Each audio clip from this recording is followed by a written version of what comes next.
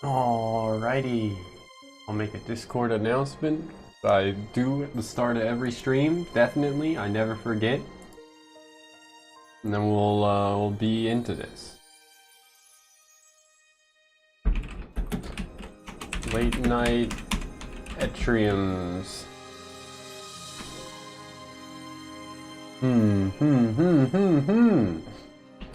Maybe fighting the first boss tonight, question mark.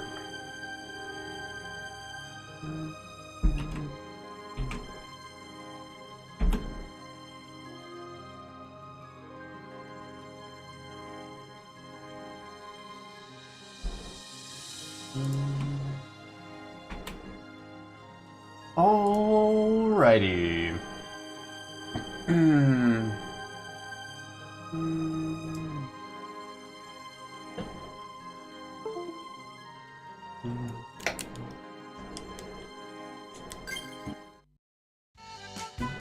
Yes.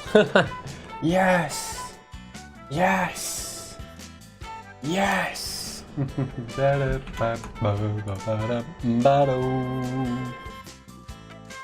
Oh, that's way too fast, dude.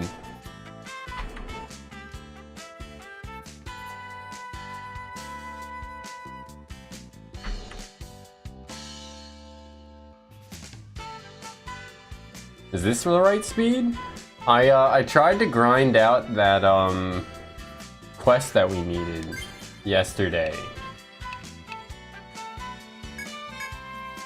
Cilantro. Because it just wasn't spawning, right? So I tried to grind that out yesterday. And it didn't happen. And I even like put the emulator on like super speed by pressing the plus button.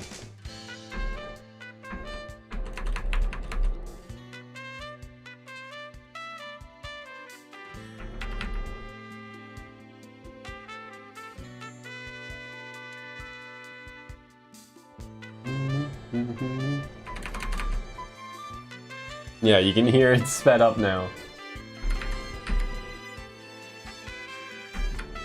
But there's no like visual indication for how fast it's going. Oh. Okay, there is. It speeds up by 5% per time I click the button, apparently. No wonder it was not that much faster. But it doesn't like make the song like it's a nightcore or something, so that's cool at least.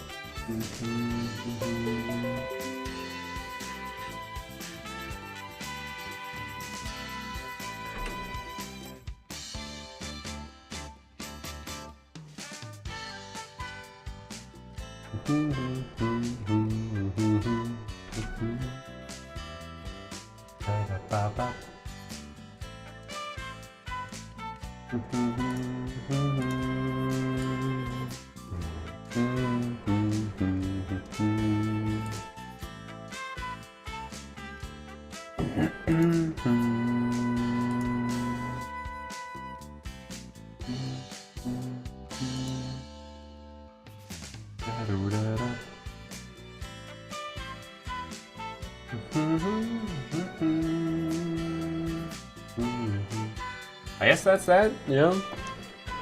Hell, I even got a level on Anya and put it into herbology, and we still haven't gotten cilantro, so I kind of wonder if if I'm being lied to by the internet.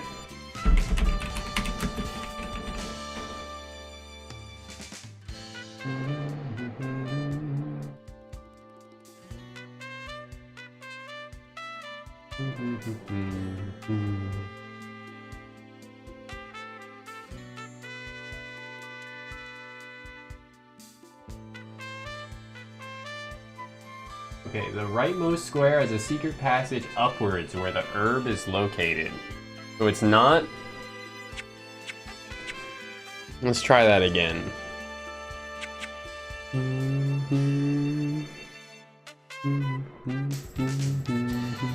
Howdy, Kib. How you doing? First day of work? Hopefully it's not too much of a grind.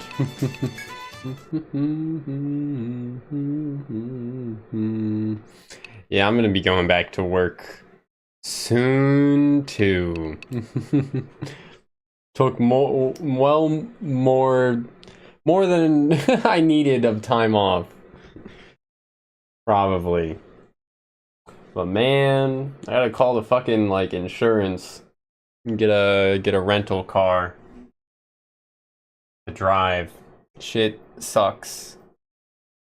Not even my fault. Like if I had gotten into an accident myself, then like the hassle, yeah, no, it's not resolved. That shit takes forever, dude. You go to make an appointment and they give you an appointment for, I mean, that it was particularly bad because it was around the Thanksgiving holiday. So then like as soon like the Monday after Thanksgiving, when the car place was open, I go there and we say like, okay, can we make an appointment for this to get fixed? And they fucking give us an appointment for like 9 days away, dude. Like, Christ. That is gonna take like 2-3 weeks after that before it gets resolved. But yeah.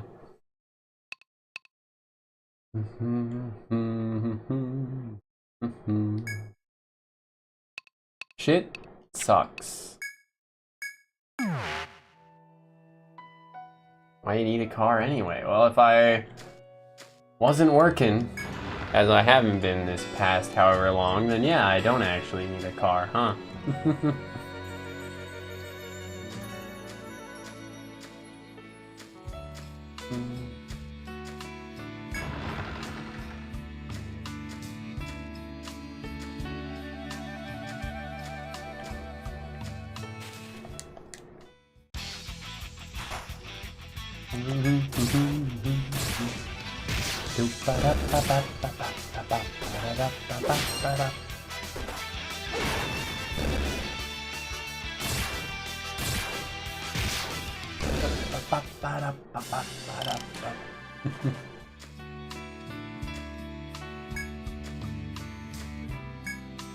Oh my lord, really?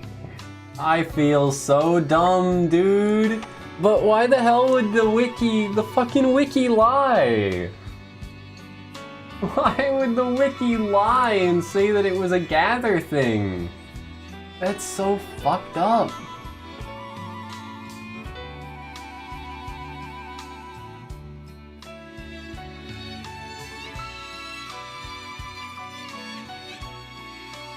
Actually, I guess it...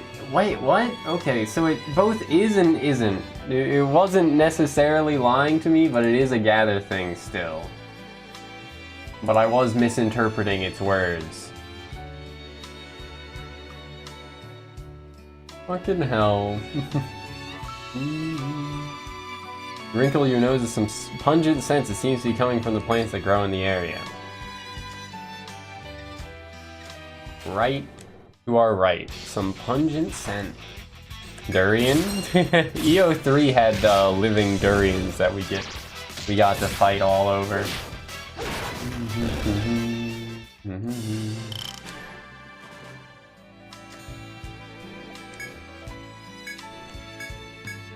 Cilantro, instantly, Pog.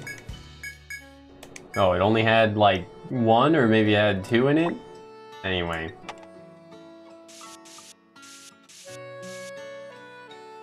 We found the cilantro, quest complete. And Chesto. Mine Gouche.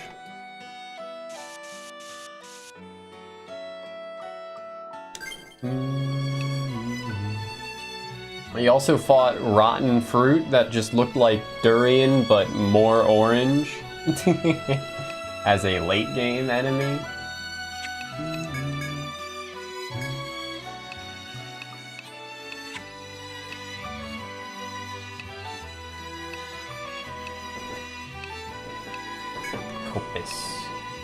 Mine Gouche does hit for less, but gives 3 Vit, which is functionally 4 defense, apparently.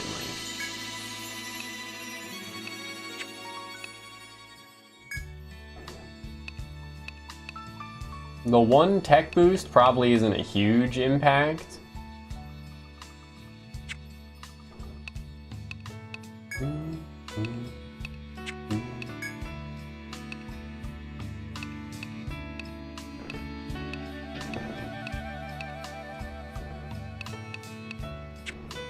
Monday early gooning. It is Monday now, but it feels weird to refer to it as such when it's just a little bit past midnight. It'd be like saying good morning.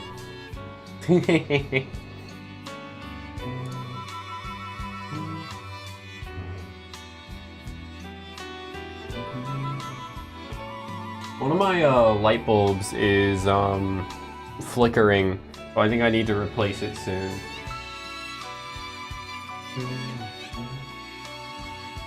I went to look for a replacement bulb in my garage, and my cat followed me out, but I didn't like fully notice it. And I thought when I was about to leave my garage, like, did I see my cat follow me in here? And I was like, no, she wouldn't follow me in here. And then like 10-20 seconds later, as I was preparing some spaghetti to reheat it, I just hear the fucking like loudest meow coming from that direction. Muffled, of course, through the door that was closed, but like... Fucking hell. I don't know why she followed me in there though. Usually she wouldn't. But yeah, now she's over on her cat tree eating.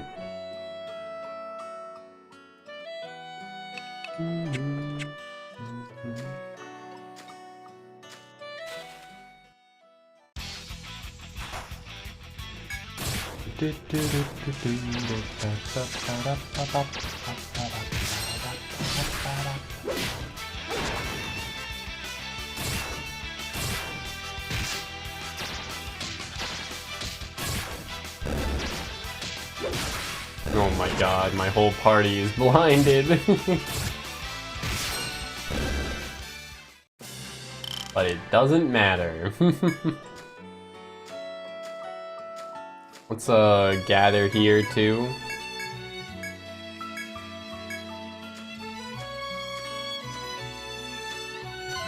Oh, I was gonna sneak up on the cutter, but it turned around. That's okay, we got this. Auto taunt proc, love to see it. Since I was just here to get that Cilantro, we might as well fight this guy and then leave. Hey, kitty.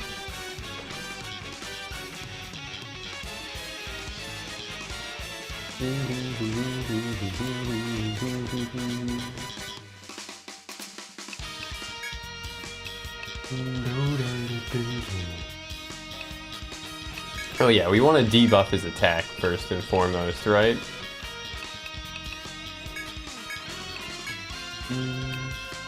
Oh, and we probably also want to go for double slash. That does kind of make me want to go for attack tango beforehand, but hey, it's fine.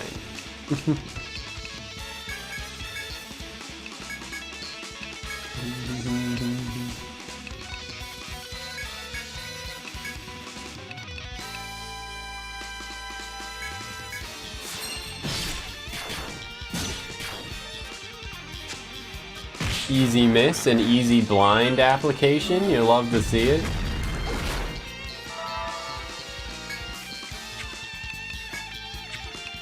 So now we burst double slash again.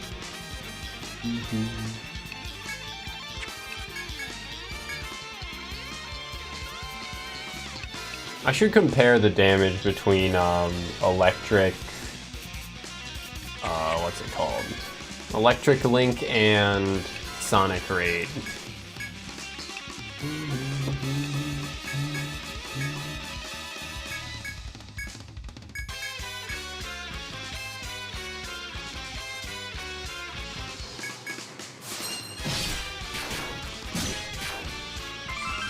Attack Tango up. Electric Link does 41 with Attack Tango. Meanwhile, Sonic Raid.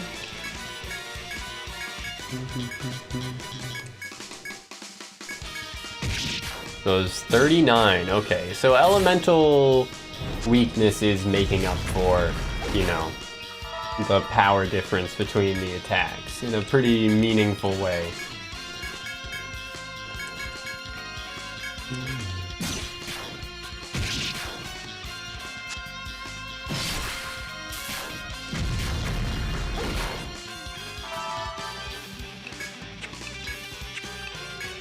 Burst double slash.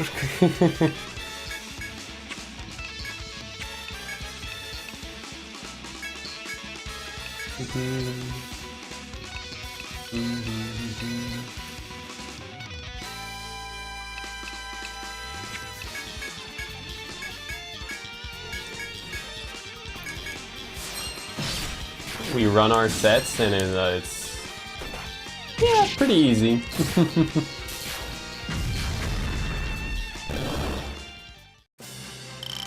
I think that 43 was just the damage of its initial attack that I was counting, not even its follow-up that it applies. Interesting. Electric Link both, you know, does a chase move, but it also attacks on its action as well.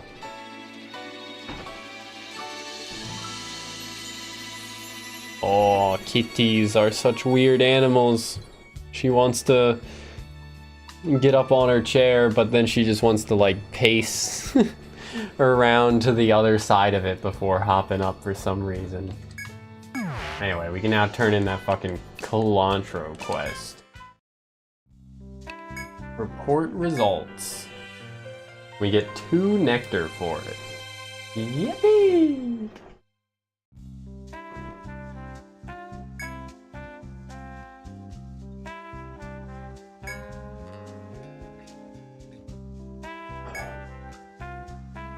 Y'all like cilantro? I don't think I like it, but I don't think it tastes like soap, which apparently some people have a gene that makes it taste like soap.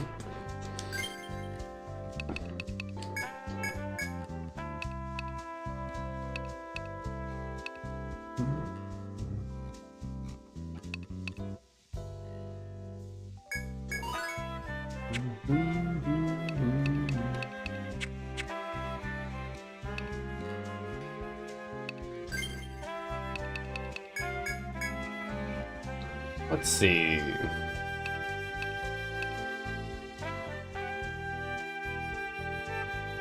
Real quick. Click on Landsnect. Sonic Raid. Goes up to 180 power. Or 180% damage, I should say.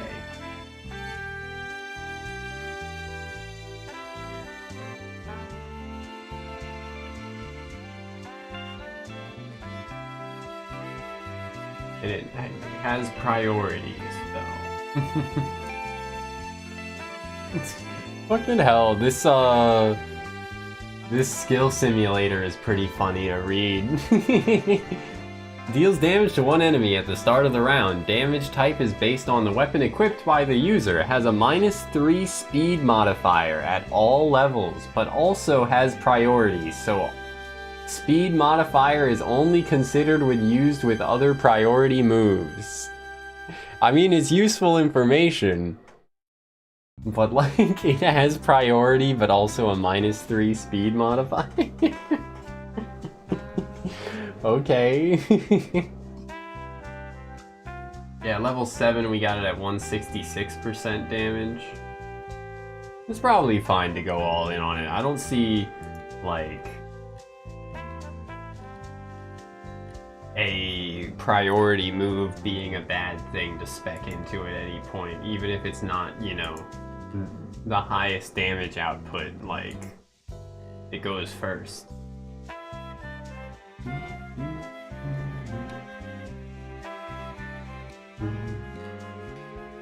But maybe eventually, like, Psycho will have so much speed that he'll go first regardless.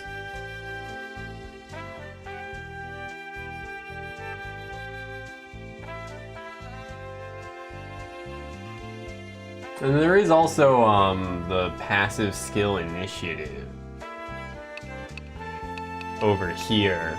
When attacking before all enemies, your damage and accuracy increase, which will give us plus 40% damage to stack on Sonic Raid, at least on Sonic Raid, but possibly on like everything.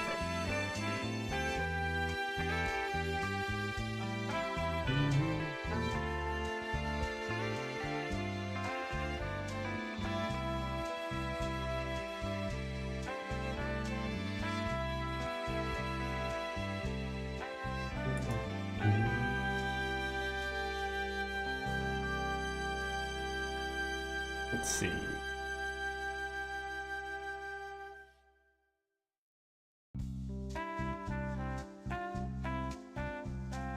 Interesting. Very interesting.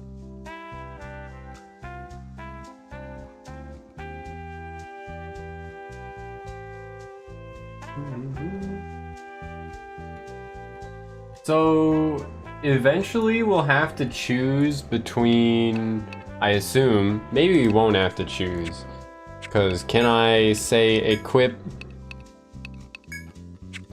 if I like remove the buckler, yeah, okay, I can equip the buckler in the second slot and then the leather vest in the fourth slot, and then I could equip a second weapon, I think, if we had one.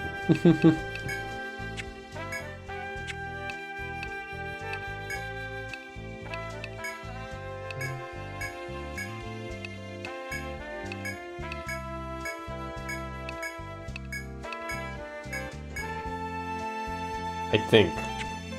So maybe we won't have to choose between, because Saika has a skill here called Weapon Parry that just is a 30% decrease in damage taken if you equip a second weapon, which is pretty cool.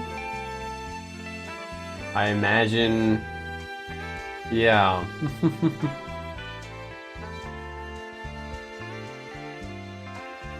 No, he doesn't really do that much with it outside of that. Like, I don't see anything else that works with having two weapons equipped, though.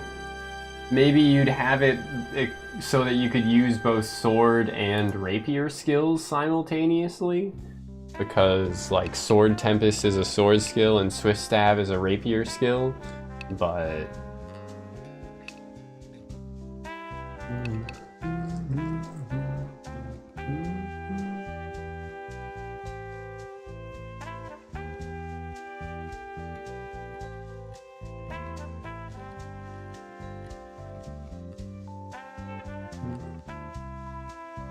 and the proficiency skill also works really well with you acting first, huh?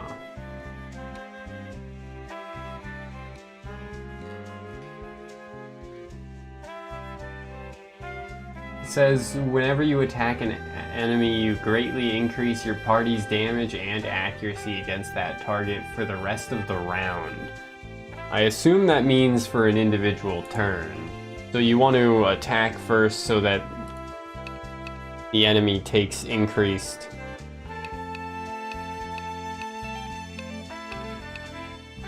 damage and you have increased accuracy against that enemy for the rest of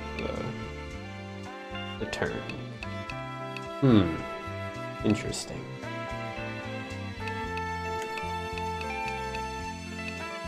But yeah, this class is pretty weird. Having weapon parry, for instance, like maybe I'd subclass Saika just into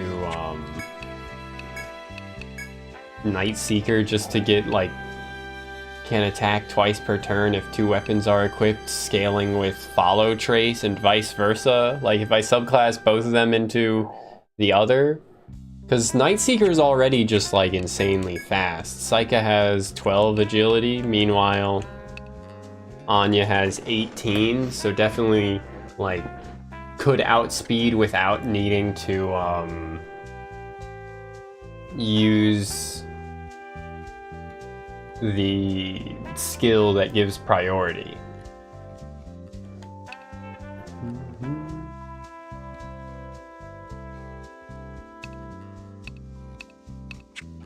Huma huma huma.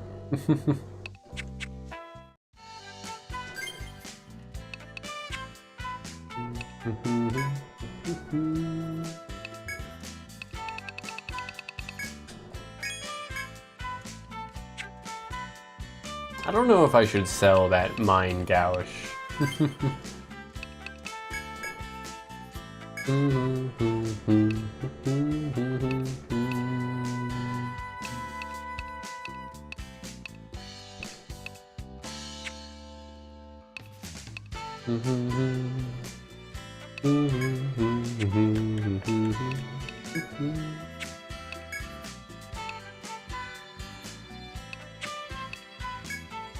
So it doesn't list the Mind Gouache as being equipable in the offhand.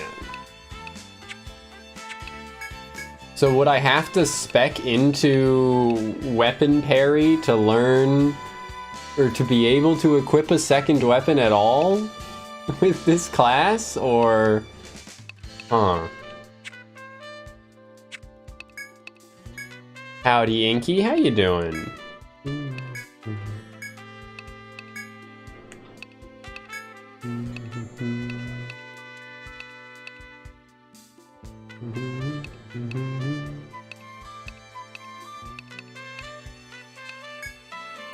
Yeah, it does just say equipment, non-specific, for Anya's second slot, rather than saying armor like it says for these other units' second slots.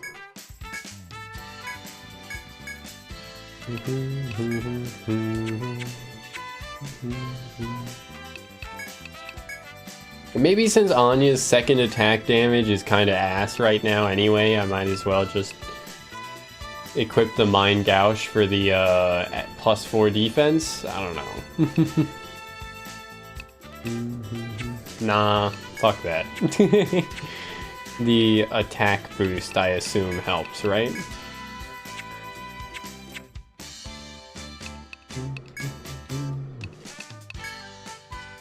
We can buy better armor now as well, so...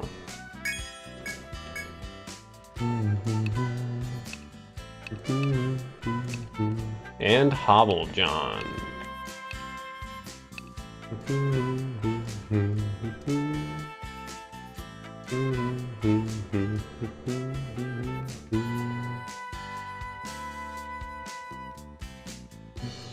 Just because I can equip the heaviest armor doesn't mean I should on Saika, right? Like, Saika's not actually that fast.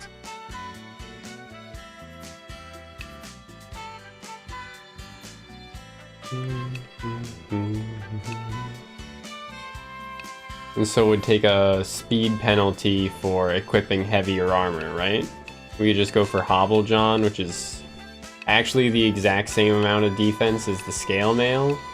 And it's cheaper? Oh, but it's more limited supplies, because I don't have a lot of elastic skin.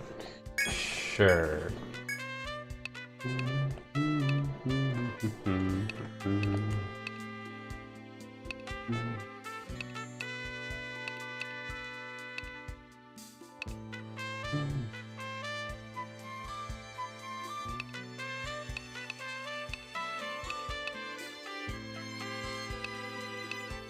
We can equip a leather vest, but that's fine.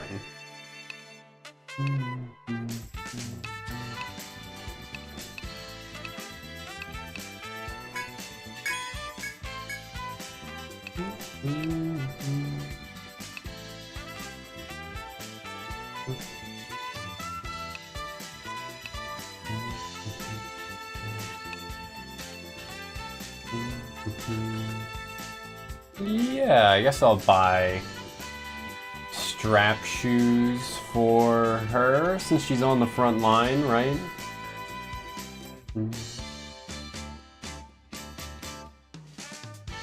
+2 defense.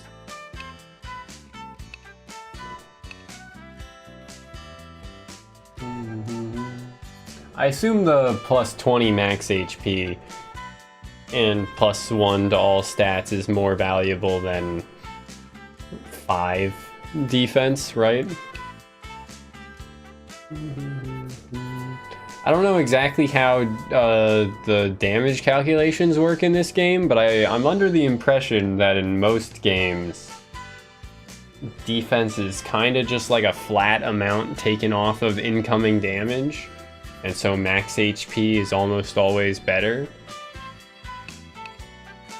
In large quantities, of course.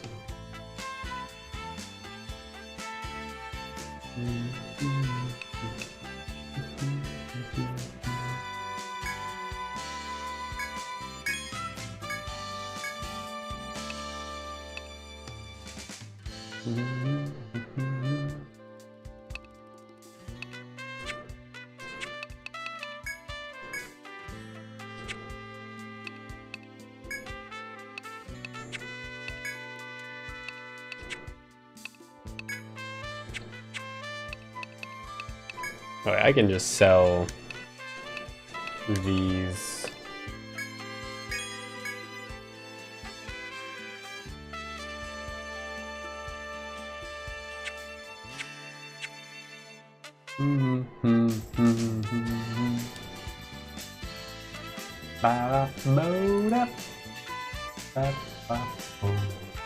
The definite banger.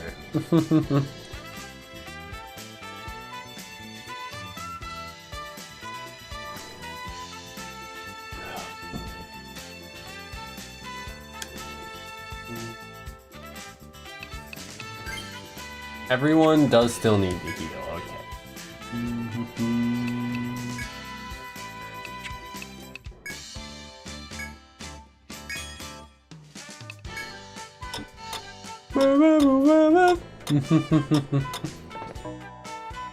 One song that sounds like One Punch Man gets you every time? Is it the FOE theme? I'm not sure I know which one you're talking about, actually.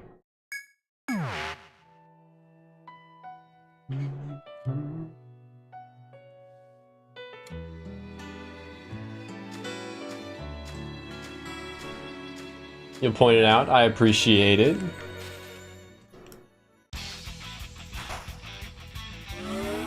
Fuck him up.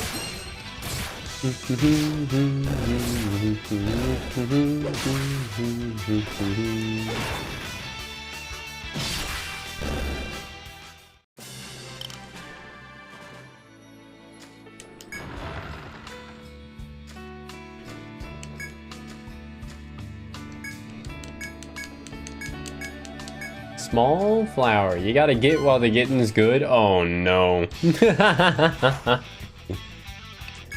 Okay, well.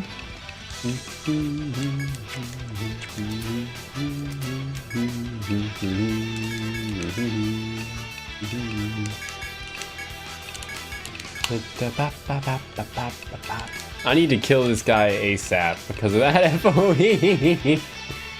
Let's go for, yep. And throw, and then I can also use our and Rory does outspeed Psycha, so okay, no problem. Not actually an issue killing that guy in time. Why is the dancer so happy? Gets to flaunt her stuff, do her thing. And hold a sword.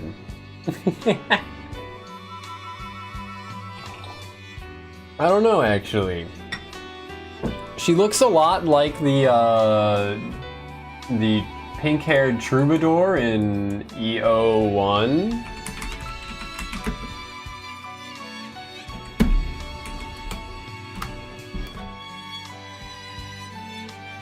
Yeah, but that one had like dead eyes, dude. The full-size image. Zoom in, slide over. Let me pull up Chrome.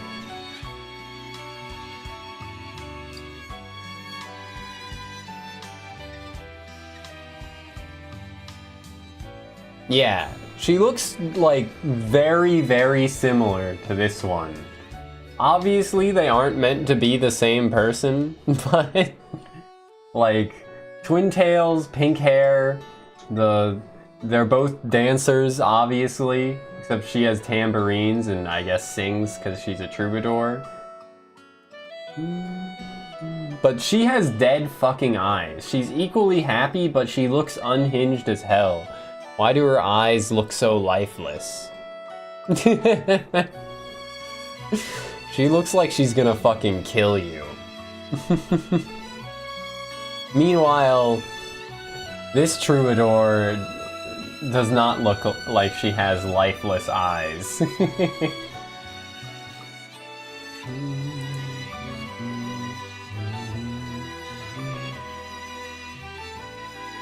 Let me see if I can pull up the EO2 rendition of the troubadour art. Because they made her look more lolly in EO2. Like, they made her look shorter.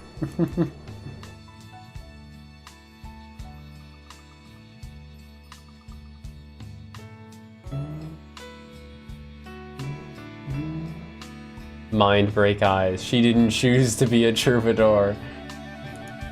There you go.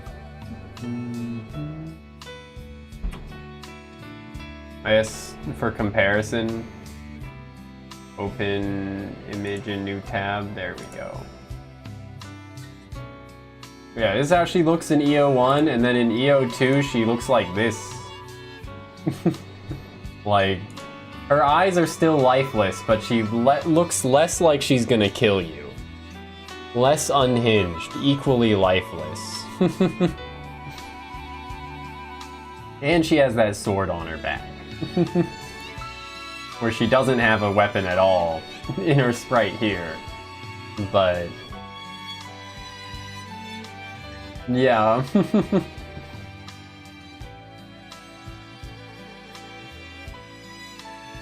So clearly the sword is what brought life back to her life.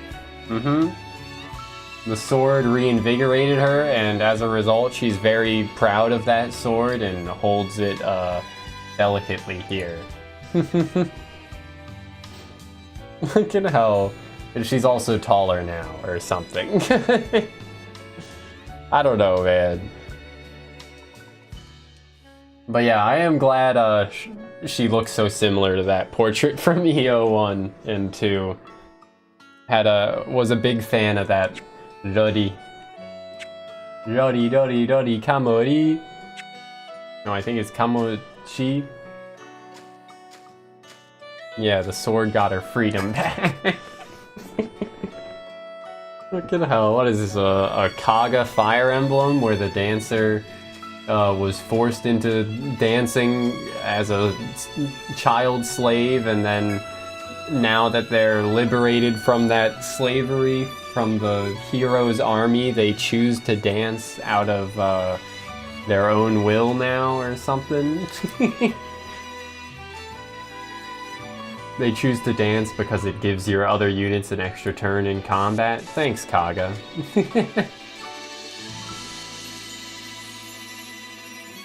Old FE is wild.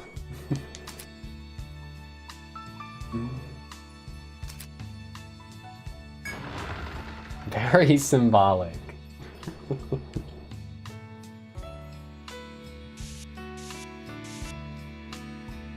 It's 3 tiles ahead of me and then a turn.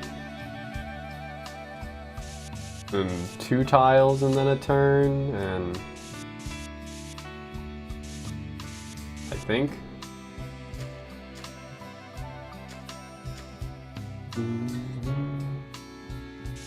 Oi. Don't you go mismapping on me.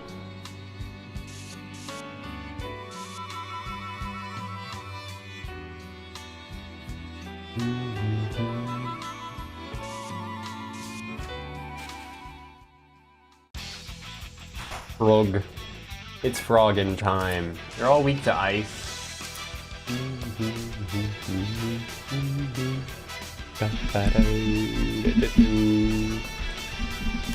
Let's try and get that both like up and out of my way so I don't shoulder it.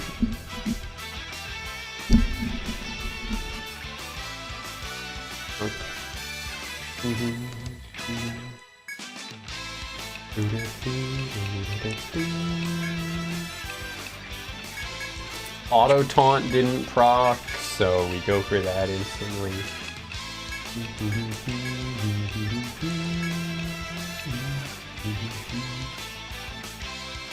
We'll see.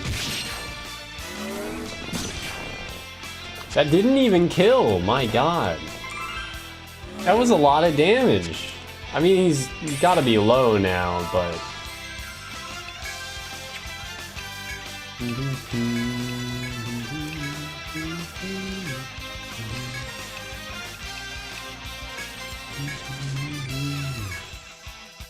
Ice Lance almost killed, or almost did 50% of its health, I'll say, on its own, so that's cool.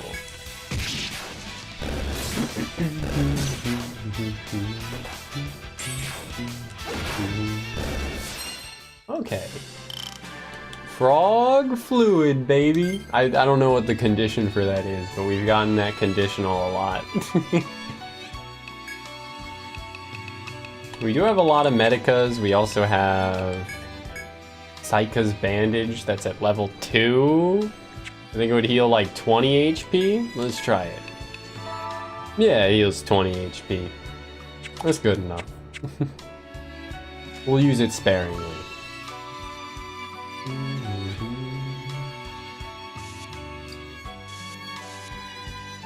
I assume it's gonna be more of the same, yeah.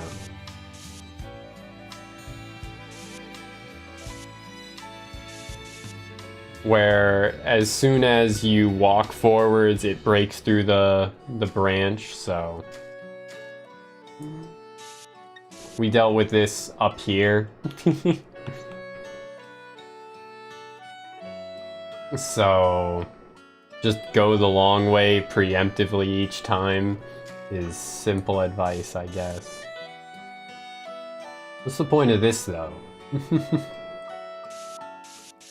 Is that visible? I think it is, actually.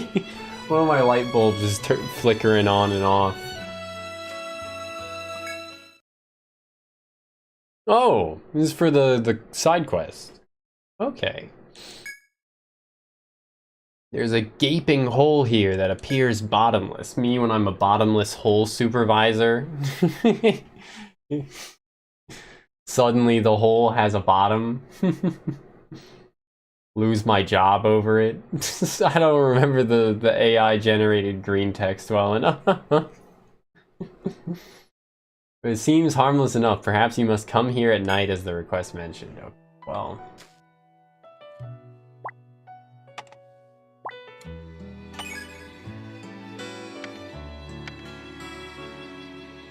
I don't want to type out bottomless. I'll just type out hole in all caps. Head like a hole, black like your soul, I'd rather die than give you control. Do-do-do-do-do-do-do-do-do.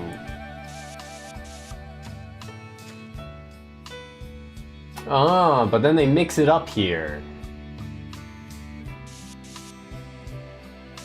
And this time, this side is where the,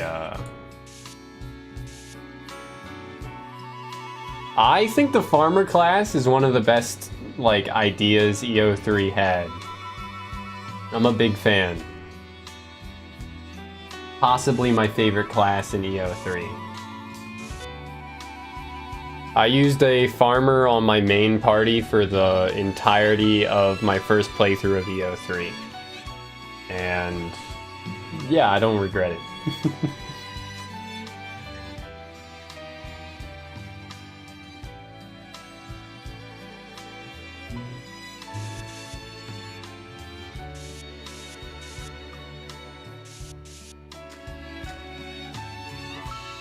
I think the added bonus of them giving bonus EXP to the rest of your party when they survive a fight also is just a really good idea for a class that's called the farmer. Like, you want them for EXP farming, you want them for resource farming, you want them for dungeon crawling because of camping proficiency. Just all around, really good class.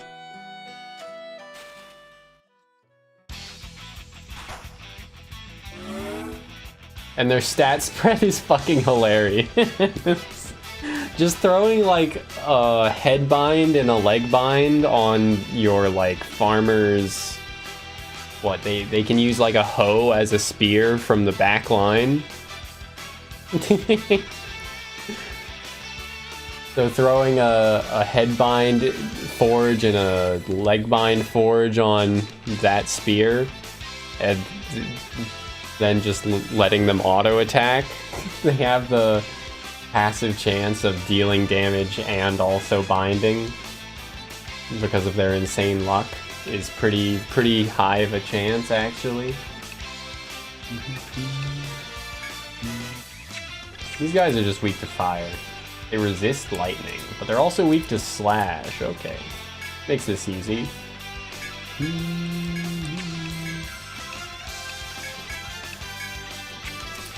Auto taunt did proc.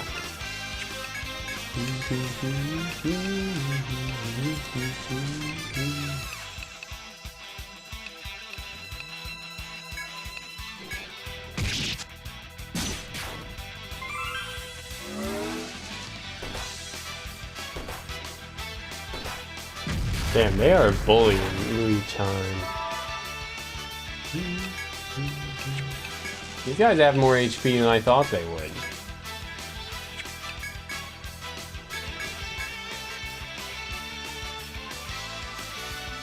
Okay, yeah. I'd say keep an open mind to them. A lot of people just use them as a farming party, which, you know, makes sense. A harvester party, I guess, would be the better term. But I really enjoyed using one on my my main party.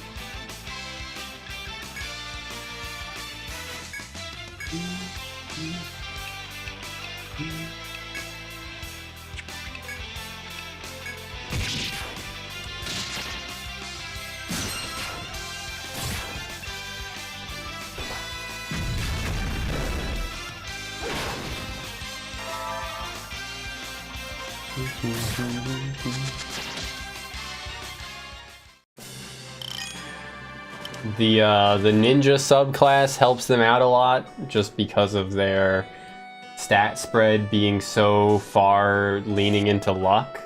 It gives them a easy... what? It lets them boost their already high avoid with a passive skill that boosts avoid. It lets them do some more like targeted binds. There's a good leg bind skill that ninja gets.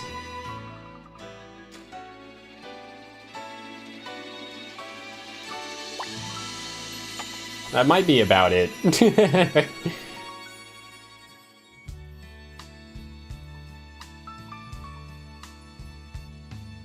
I will always remember that video of a solo ninja with the Alice portrait soloing Abyssal God, the super boss.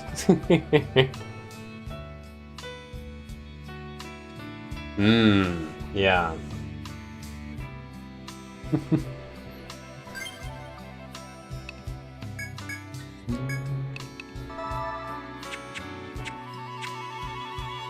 I wish I could spec into TP up on Psycha, but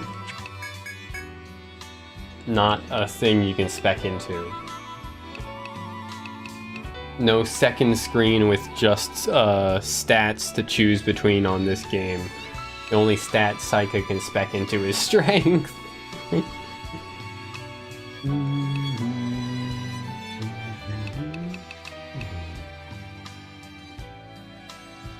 I will spec into bandage one more time, because I think now it heals for like 50 HP for 4 TP as opposed to 20 for 2. Yeah, yeah.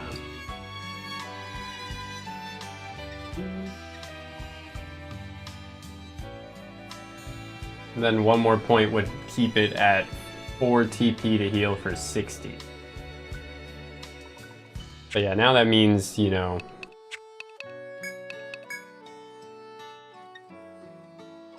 I can wait longer before using it. And eventually it'll be super cheap, because Sonic Raid I think stays at a TP cost of 5, like even at level 10.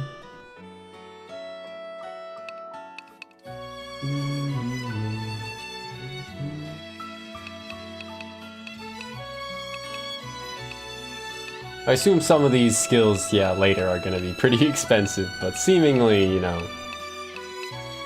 for the most part, a lot of the skills we'll want to use are gonna stay fairly cheap, while Psycha gets more and more max TP available from just reaching a higher level.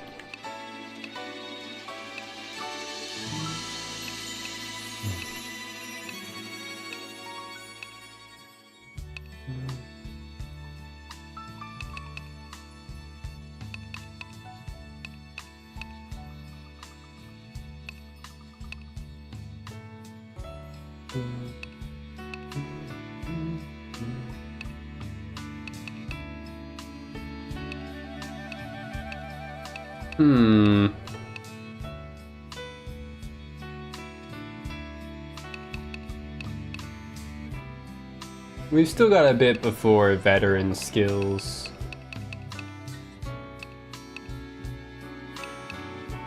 I will want these, at least Attack Tango, higher up. Follow-up attacks by allies on your line for 3 turns. Interesting. I mean, it's only 2 chases, potentially, right? I don't have multi-attackers. Maybe if I put Ui-chan on the back line again, then we could get 3 chases out of that. From Anya attacking twice. But allies in your line will follow up your attacks. That seems way better.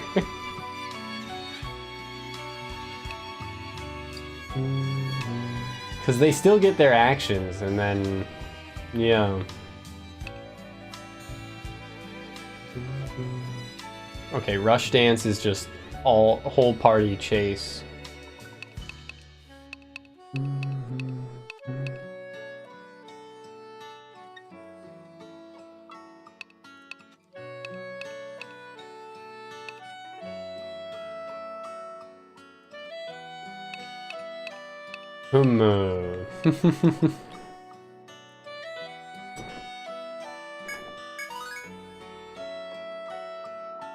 I don't see Attack Tango or Counter Samba particularly mattering that much right now.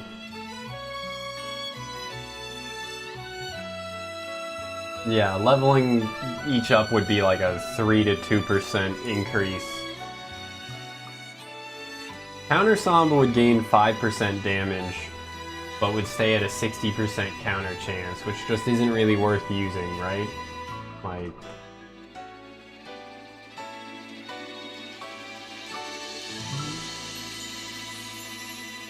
And it has a terrible accuracy modifier.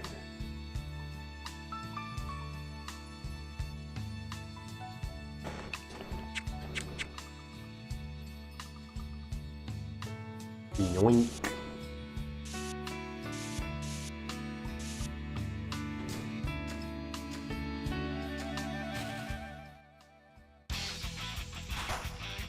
Okay, the deeper into the dungeon we get, the more enemies they throw at us at once. This is to be expected. Let's, I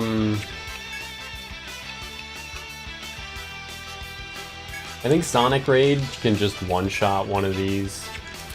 Auto Taunt did proc, we go for Regen Waltz. You definitely go for a Bolt Strike. I guess follow it up with like an Ice Lance on the roller, because it's weak to all elements. And then I'll just try and blind the baboon in the back line. Perfect. Excuse me? Did it say it threw the roller? I think it did, and then it dealt damage to the roller as well. It dealt damage to my whole line and the roller.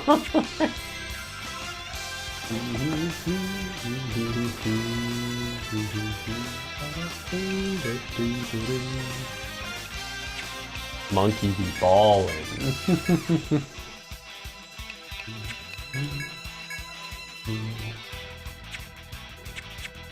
Let's this guy takes a little bit of a hit. We might as well use double slash, right?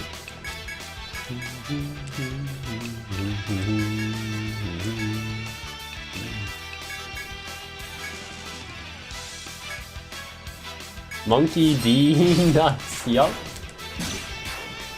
My name is Monkey D. Luffy, and I'm gonna be king of the pirates. Dude, I don't know if anyone else other than me felt the need to watch live action One Piece, but God, was it awful.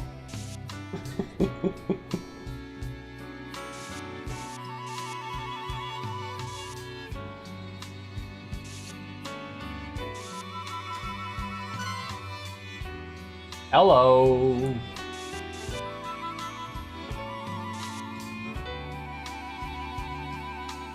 Put 2 ahead and then yoink.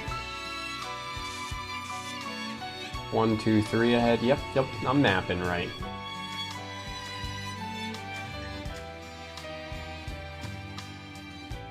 King of the Netflix pirates, exactly.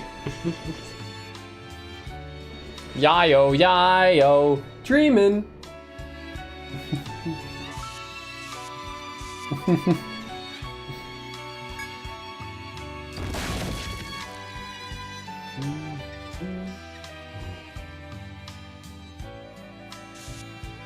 Wait, but I want to go behind him is the thing. I'll get plenty of chances to go that way he just went, and even this way, like, I don't even have to aggro him at all on a retread. But this is my easiest chance to go behind him, right?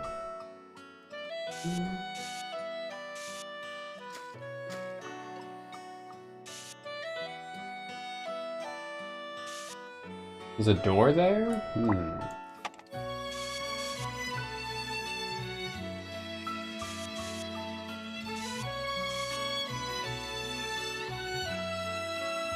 I don't know if he'll de-aggro naturally. So I think I will just go through the door, just to force it.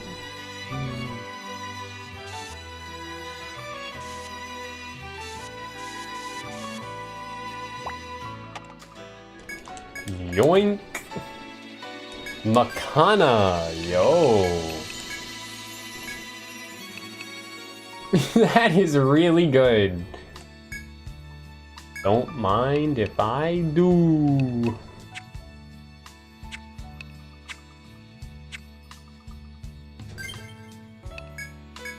So bandage heals for 50, good shit, and Saika can still Makana D's nuts. Everything's a D's nuts, huh? Everything's a Ligma. But yeah, Saika can still use one Sonic Raid.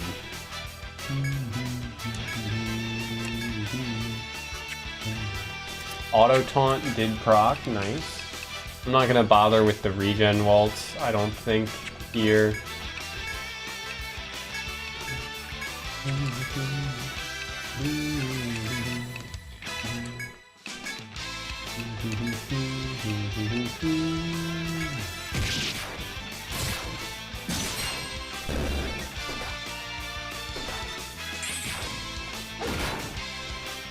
How much HP these guys got? 112 exactly, so this dude's at like less than 5 HP. Darn shame. I'll have Rodi attack him then, because she's pretty... What? She's probably our weakest attacker, right? Other than Cerno, who's we don't want to be physical attacking, right?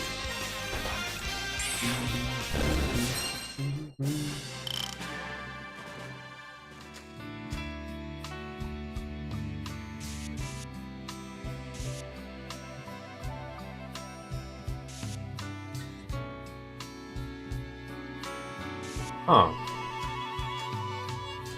Oh boy, it's a chop point.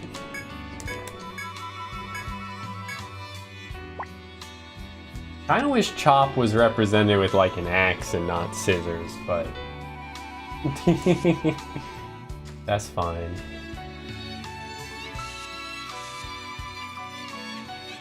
Oh, we're kinda stuck, huh?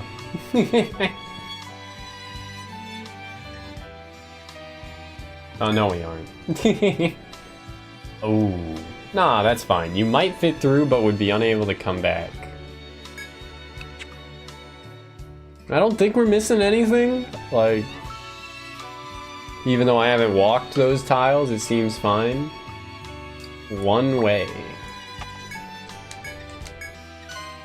Instantly, this dude aggroes.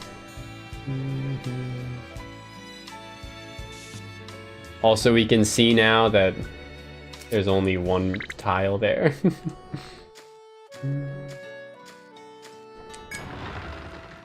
You know, pretty convenient timing with us wanting to leave the labyrinth here.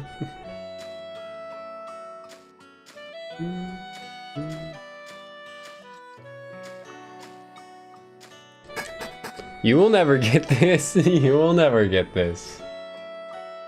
That one was pretty close, though.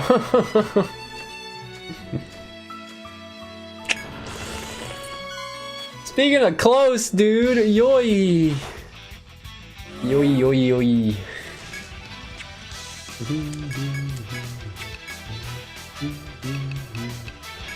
SI attack Tango. Bolt strike, auto taunt did happen. Yeah, let's also burst him. We get 2 turns, it'll be fine. Fireball's our most powerful.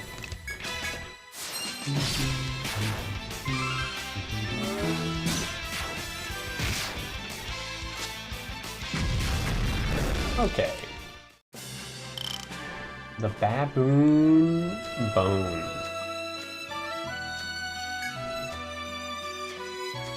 Those guys aren't hard to kill, but they do take, like, the cutters, the big FOEs. They take pretty much all of our TP to do, so... And seemingly they all respawn, like, in a single day. There's not even... You can't kill them to, like, simplify a puzzle or something like that.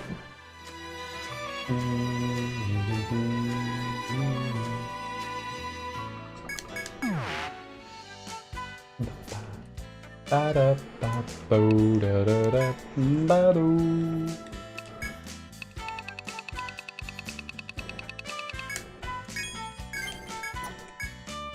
bow, an Amud staff, and yeah, we might as well sell the Nichiri. The Mind Gouge, I'm still like iffy on selling, but I guess we do.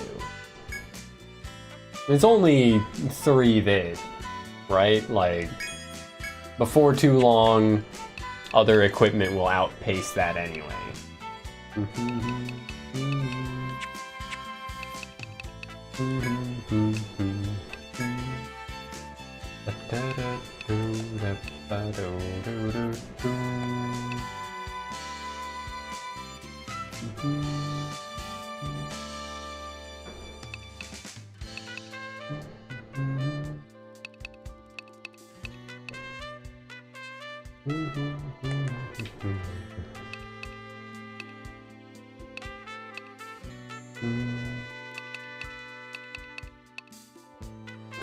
Armored staff. Okay. I mean, it gives 1 point of tech and 1 point of TP. That's better than just 1 point of tech. And what? 1 point of TP is 7 to 12. So 5% boost to your max TP per like node, I guess.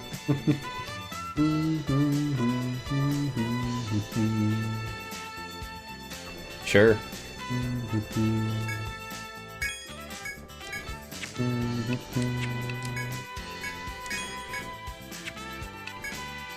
Can we forge it, or we'd probably need...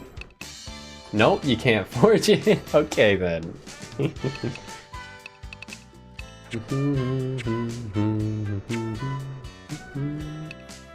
We don't have any side quests to turn in. We have that one quest for go at night. The hole that I tagged on the map. Okay, that's about it.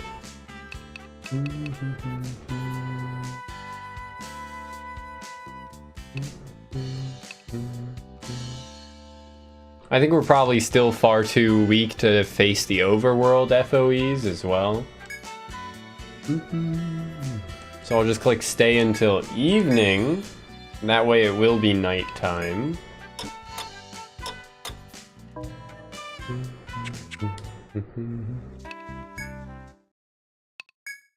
Now I think I'm ready for this whole monster.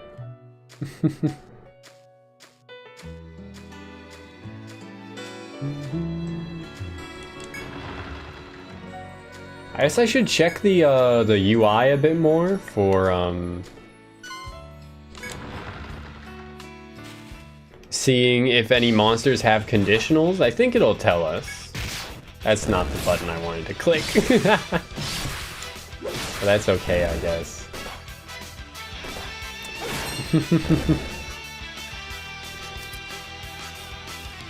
Thin wing, but I don't think that is a conditional.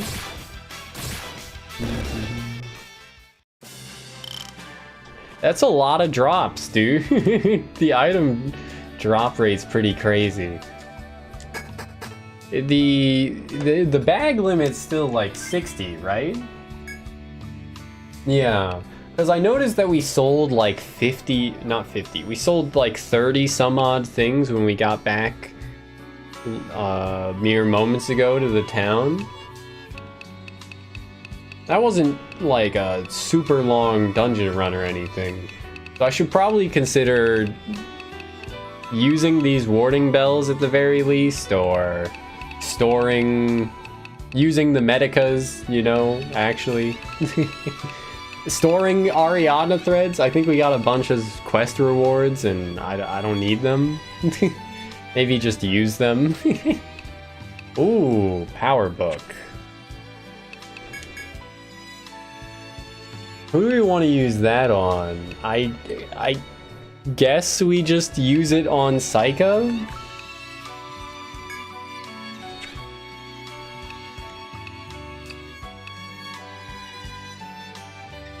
Make our hardest hitter hit harder?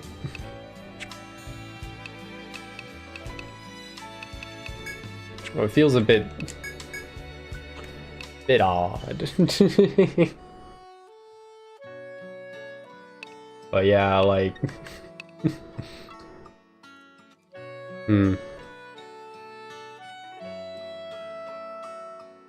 Yeah, I guess I'll use it on Psycho, why not?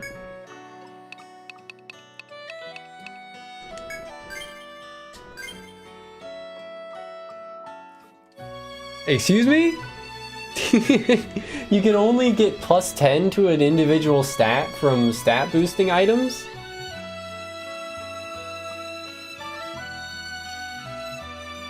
That's fucked up. They didn't like that people were farming infinite of them in EO3 or something? To solo Abyssal God with one farmer? Being literally unhittable by most attacks. With maxed out agility. And evasion boost.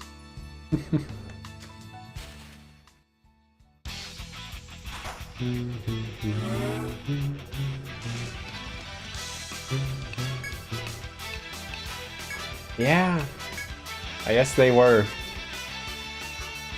There is a lot of reactionary balancing. Unsanctioned fun. I think this series might have some of the most reactionary balancing in between the games that I've seen, like, in any game series, right? Like, most Fire Emblem games just kind of, like, do their own thing. Sometimes you'll see, like, a reactionary balance between, like, Awakening and Fates, where, like, okay, this was... Pair Up was kind of, like, broken, so let's make it, like, a consistent system to plan around, rather than just have a bunch of, like, 80s or 90% of both blocking attacks or joining in double attacks, like...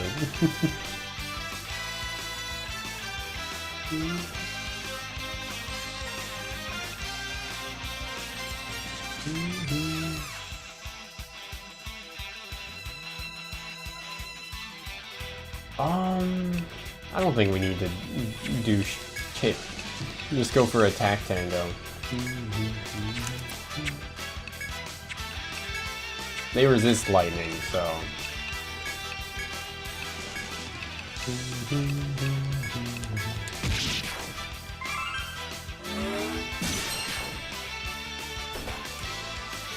These guys don't hit too hard.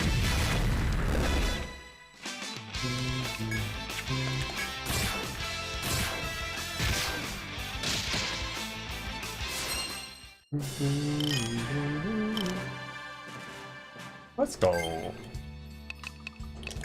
Oh yeah, it's skill point distribution time, baby. Fuck yeah.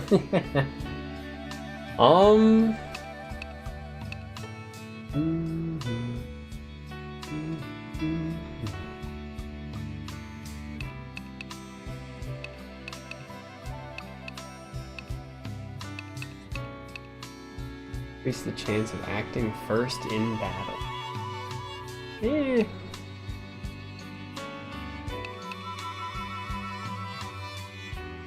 Seems like a very good skill.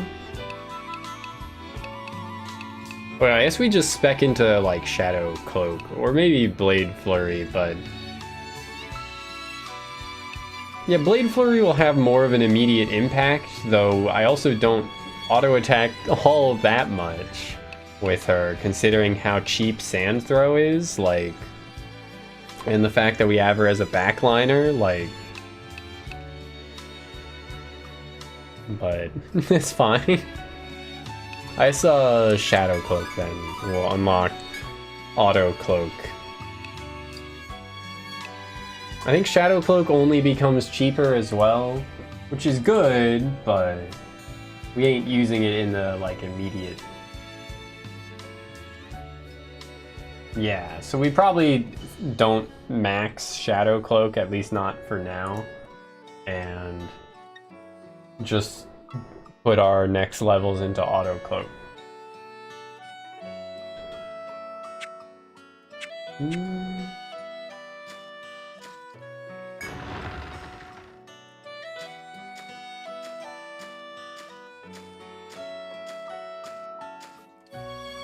Hole. After darkness falls, you arrive at the specified location on the second floor, spoken of in the request you accepted. Just as you were told at the bar, there is a gaping hole here that appears bottomless. You must ready a torch and shed light into it. You cautiously look into the hole, angling your torch to cast the light deeper inside, when suddenly a scratching sound echoes from the hole and a hideous scorpion jumps out. Alrighty. Death Stalker. Let's go for Power Break, yeah. We'll go for Regen Waltz.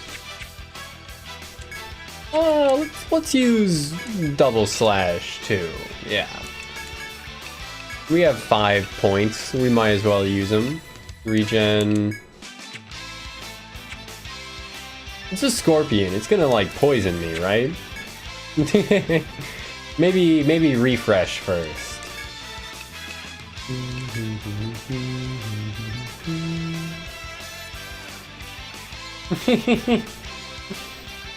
Yup, it's more common than you might think, Kroger.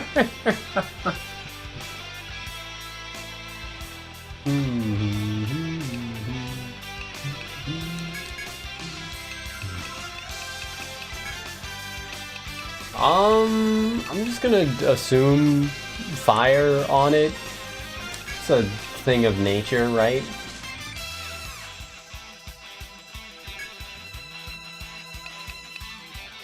And just try for the sand throw, yeah. Oh, that is a lot of physical resistance.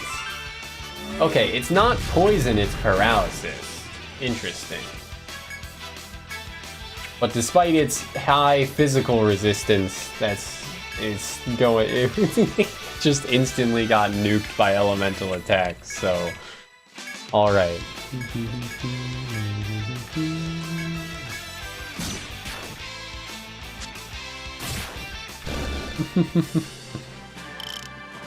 That wasn't too bad.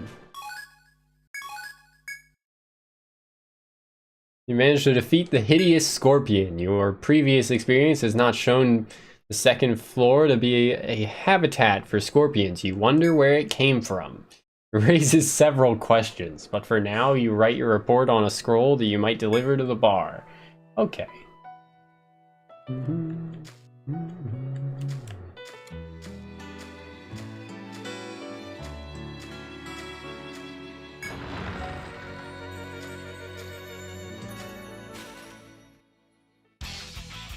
Ugh. Okay, so I guess at nighttime owls come out too. I feel a sneeze, but I think it's gone. Just need to grasp my temples and the sinus pressure was alleviated. Fucking hell.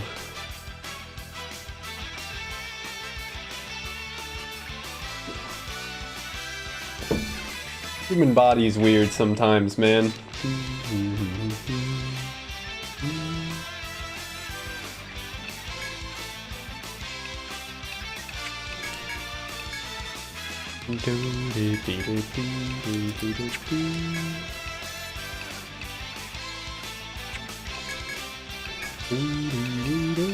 I know it's weak to fire, but it's also weak to slash, so like I think I'll just Ice Lance it to hit the one on the back line as well. How much HP it got? 117?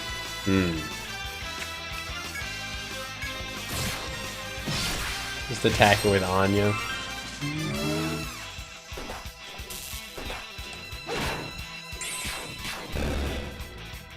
Ghost Owl.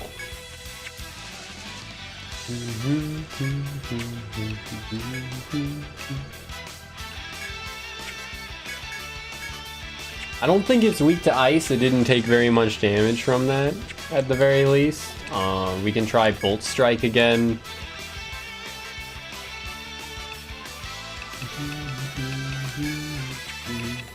I guess try Lightning, and I don't think we need to worry about Ui-chan dying this turn, probably. So just go for, like, Nerve Throw, in case. Oh no, it's just dead. Ui-chan, Ui-chan.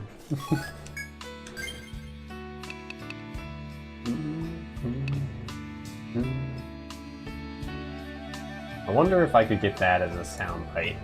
Ui-chan chant. Lolly God Requiem. English cover is not what I want. I just want the part of the song where they rant, Ui-chan, Ui-chan. Rant, chant, same thing.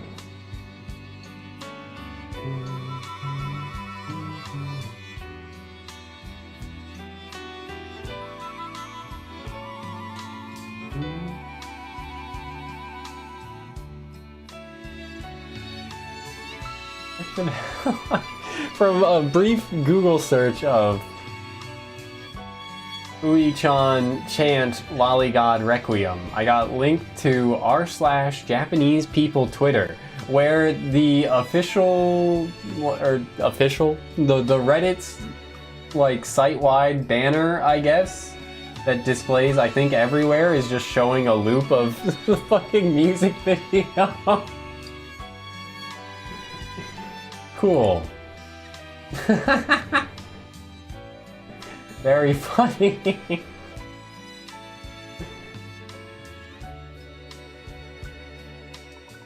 Also very funny that there's r/Japanese people Twitter. I assume it's because the icon for it has the like anger vein mark symbol with the what? It's like the 4 greater than / less thans forming like a plus shape.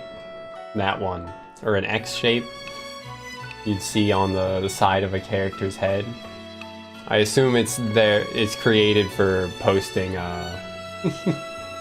screenshots of tweets that say shit like needs correction. I was gonna use bandage, but we bought a ton of medicos, so.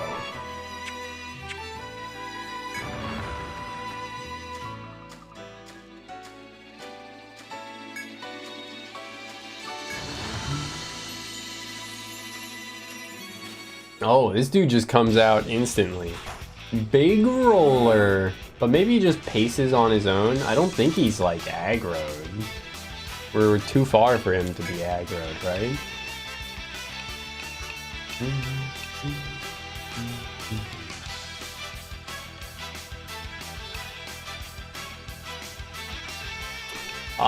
Big roller died pretty quick last time we fought him, right?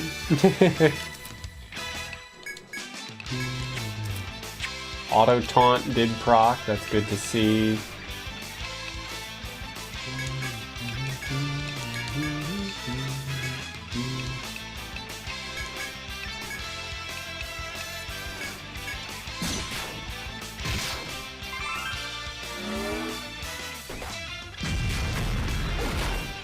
Yeah, I didn't need to cast a regen waltz. Didn't do us any good. Yeah, no, he's just pacing on his own. Easy peasy.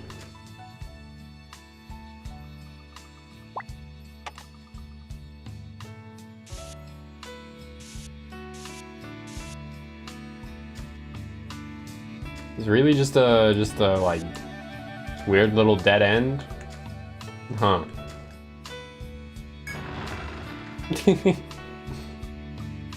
Oh, what the? Is that gonna be the... That's probably the boss. That's why he's got like a purple aura or something.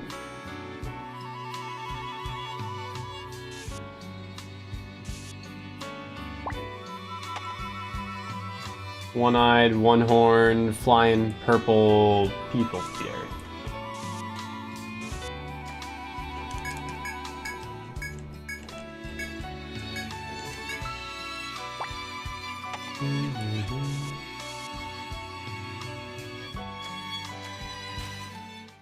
I was kind of expecting a, like, text box there to show up when we stepped on this tile. They do have a conditional drop, and they're weak to all elements, or all physical elements, but they resist lightning. Okay.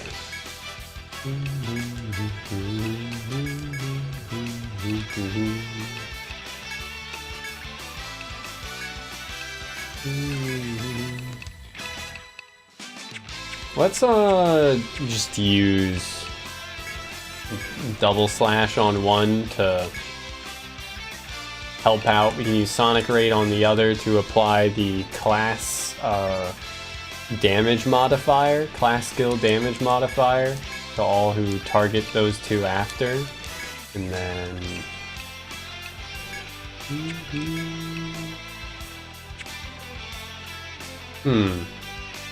I wonder if their conditional is killing them with thunder, because frequently enemies have conditionals for killing them with the element they resist, right?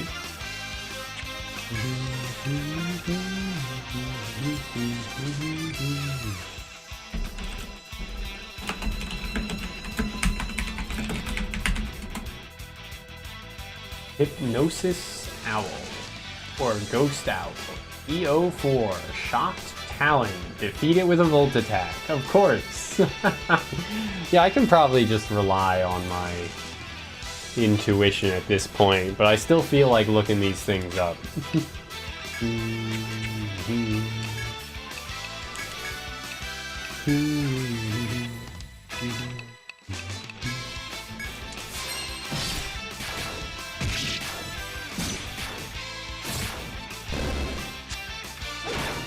Okay, well, we'll get him next time.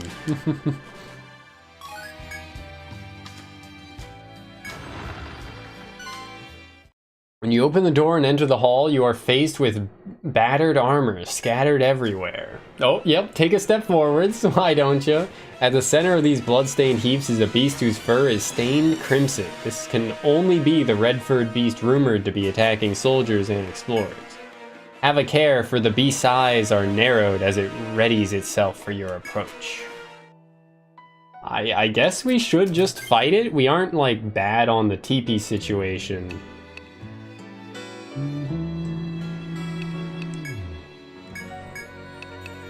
Medica Ui-chan, and that's probably it. Nah, it's TP in this one.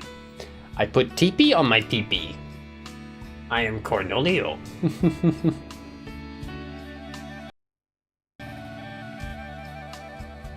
Oh, there's another door there, huh?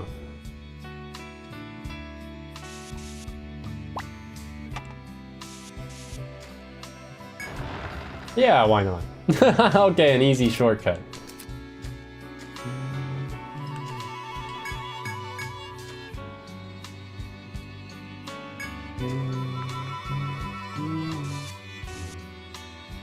Twirl my mustache and use my best villain voice. And I say, we'll get you next time. Arm hammer. Ooh-wee.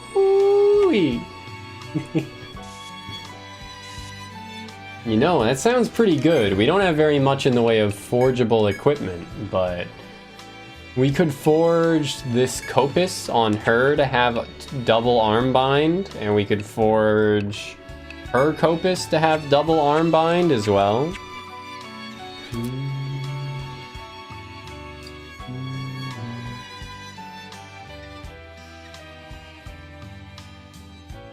But I did just use a healing item. Let's see how we do without arm bind. Maybe not. Maybe I will just leave if they're gonna give me this combat here. Or I'm gonna have to use a lot more TP to get through it.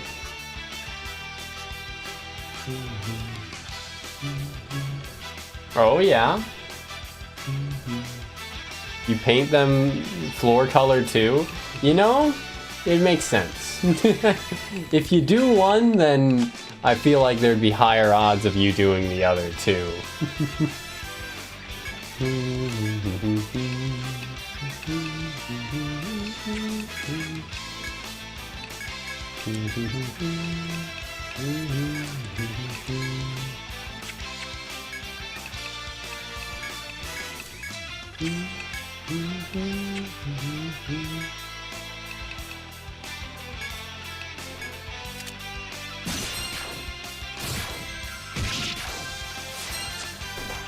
It threw the big roller? Oh my lord. It can't just throw the small rollers, it can throw the big one too.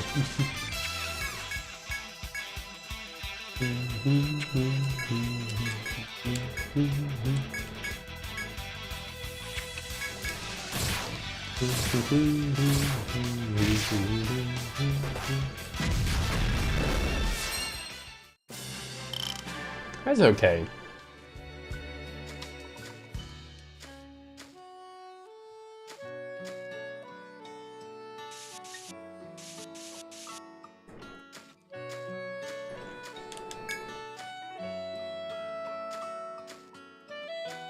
Yeah, we'll get out of here and heal up and then come back.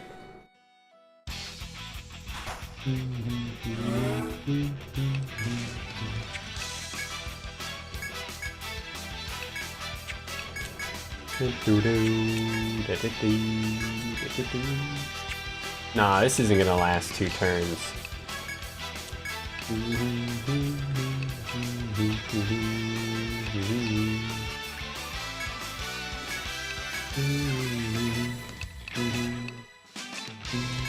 Maybe it will, but probably not.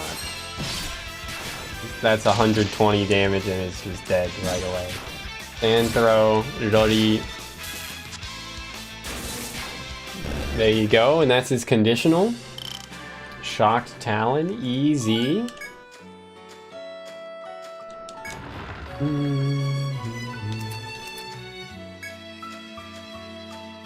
You will never get this.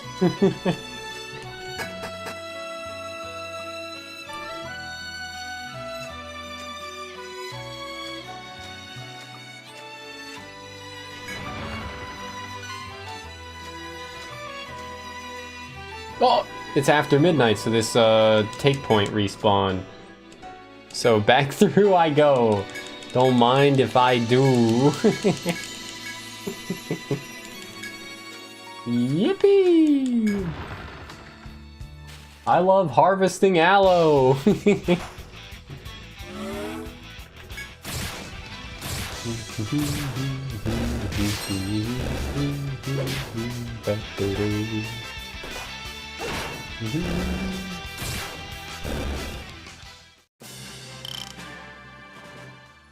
I wonder, do you think Atlas will release 4, 5, and Nexus as a like HD remake trilogy in the way they did for the first 3 games, or do you think they'll just make the 6th game next? I definitely think the HD trilogy sold well enough for them to feel justified, right, in continuing making the games, at the very least. Wait. Yo, thanks for the wade, Mika. Micah.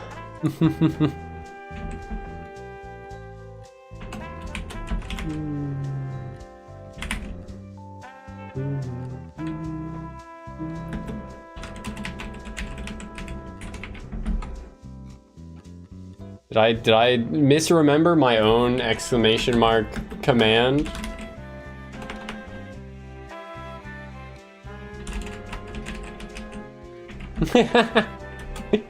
There we go.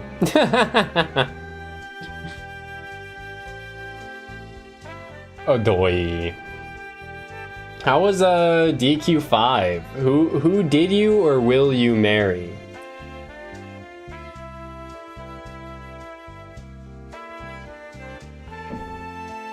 EO4, baby. Take a wild guess. I'm gonna guess. Is Deborah her name? The black-haired one that they added in the DS game? Is that her name? Hell no! What, you don't want to be pushed around by a strong woman?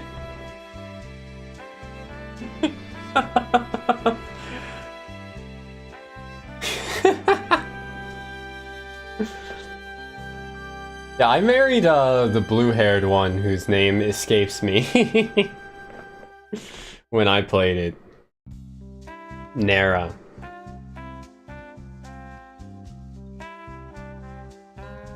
Kinda all Dragon Quest games are like a blur in my head.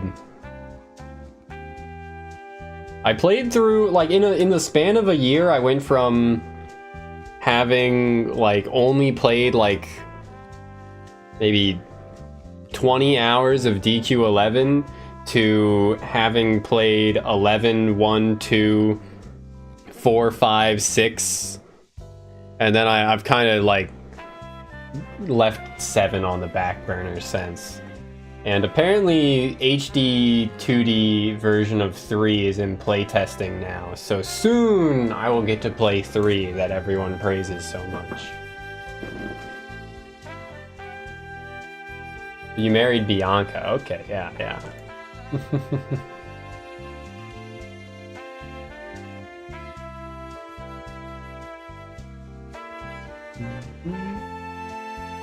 Flora is original Japanese name. Interesting.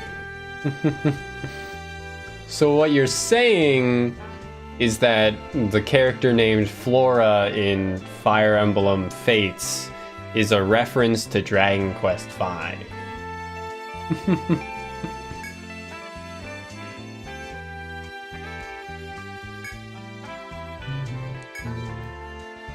Multiple materials and items can be sold at once with the Y button. Hey, I already knew this. This ain't my first rodeo.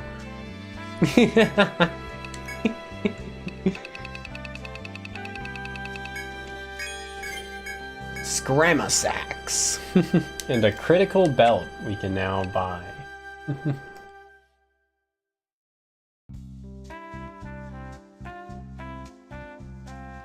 Yeah, yeah.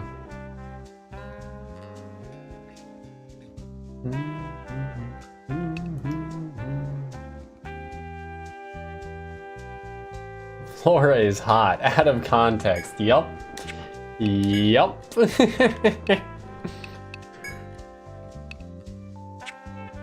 One of many characters that gets done dirty in Revelations, right? Also, the daytime version of the town theme is way better.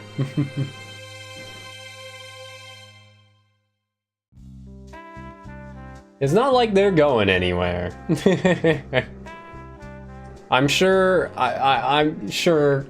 Copium EO6 when it comes out will be so great that everyone will have to play all of it.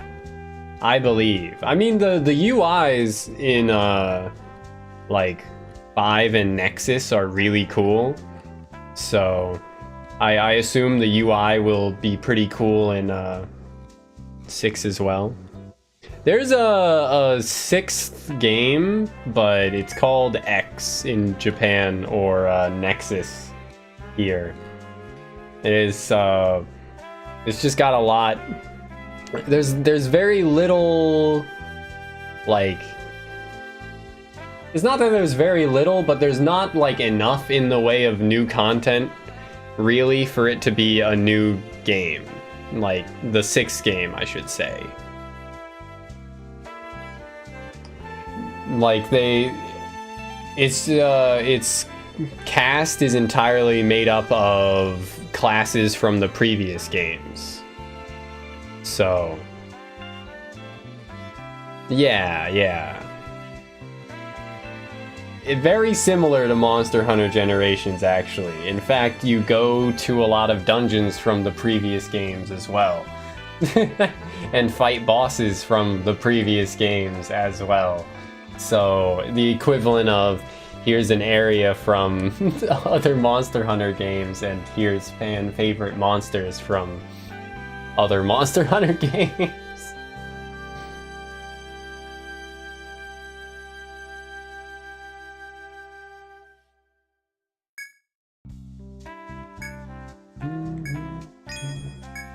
$1,000 and a lot of EXP. Well, maybe not a lot of. Yeah.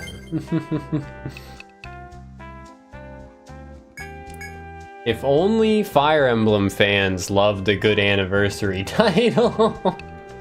I'm not mad. No, I'm not at all.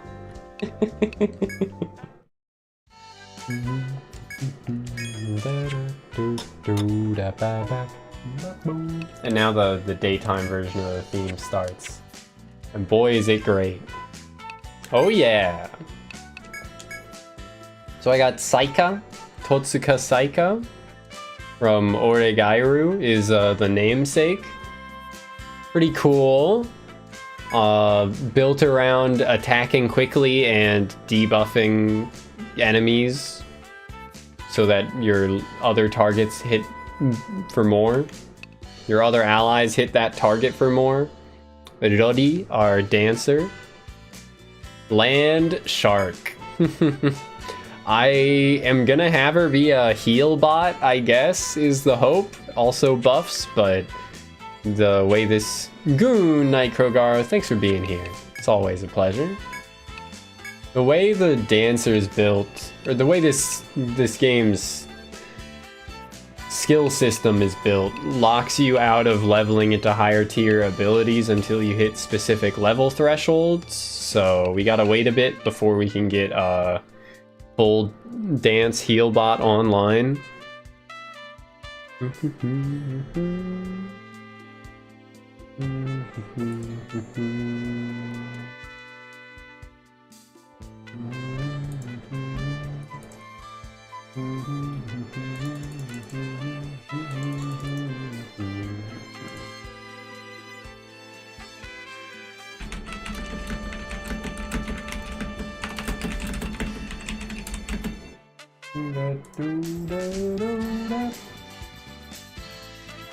And I think the town theme for EO4 is just gotta be like uncontested best, right? Like, listen to this shit, man.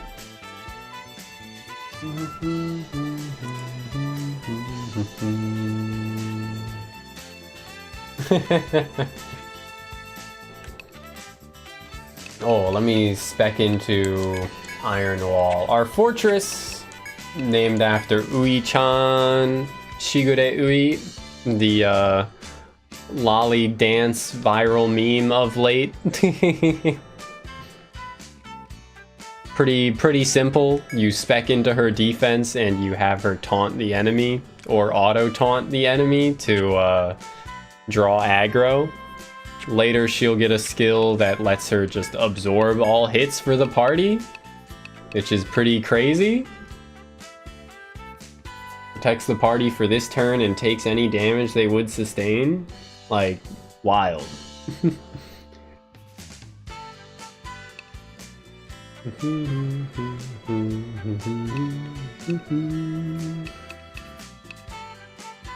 Yeah.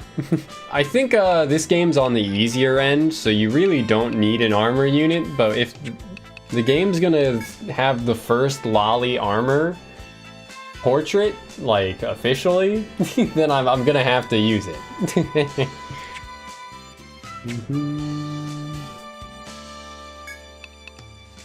But yeah, I'm not using a medic, so yeah. Chiruno, the Rune Master, who I have spec'd more into fire than ice right now, but that's okay. And then we got Anya as a Night Seeker. Miss Nine herself, exactly. But yeah, she's just a mage. Like, there's nothing really interesting to talk about with her right now. Like, she's a mage, she does magic of elements. And then Anya, the Night Seeker, is dual wielding, as you can see. Not named after the Spy Family character, though you could say that if you want. Named after Code Geass, and that's the party.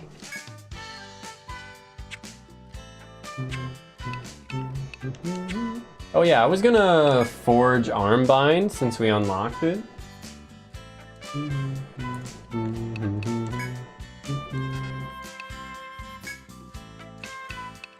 And it's very, like, it doesn't cost money to forge, it only costs the resources, so just forge double Armbind onto both of our forgeable weapons.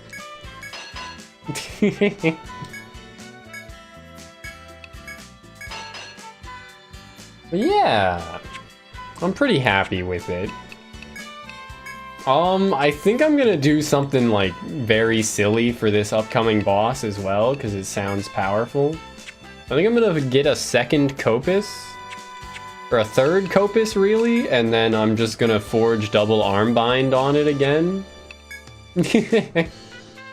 Oh, I could get a Scramasax, but we wouldn't be able to forge it yet.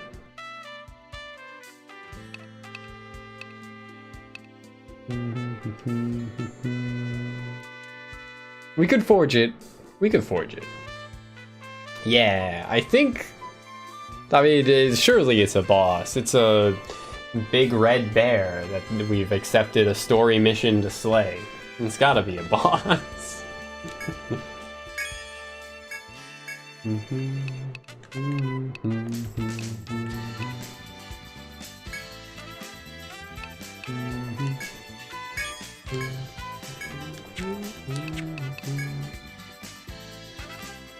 I can't forge the Scramasax, actually? Whack.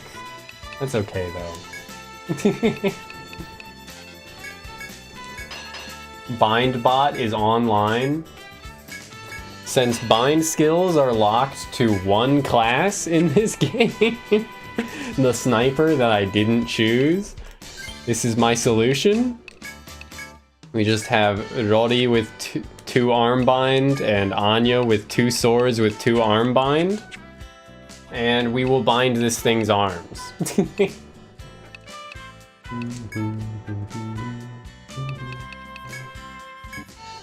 And the music, like, restarts every time you save. It's kind of abrupt, but that's okay.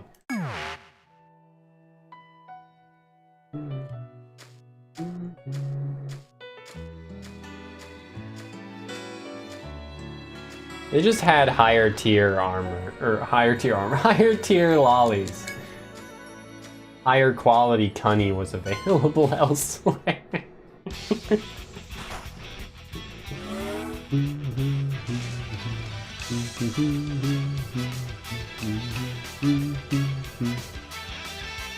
Who's your favorite archer in FE?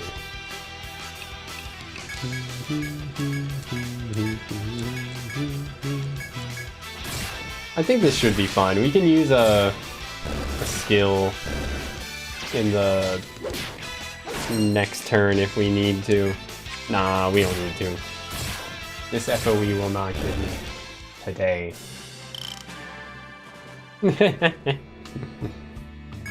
Bernadetta? Ah, yes, that's an easy answer, I suppose.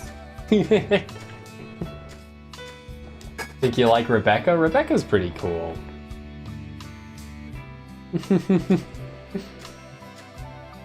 Yeah, Bernie's pretty easy to just, like, make insanely powerful.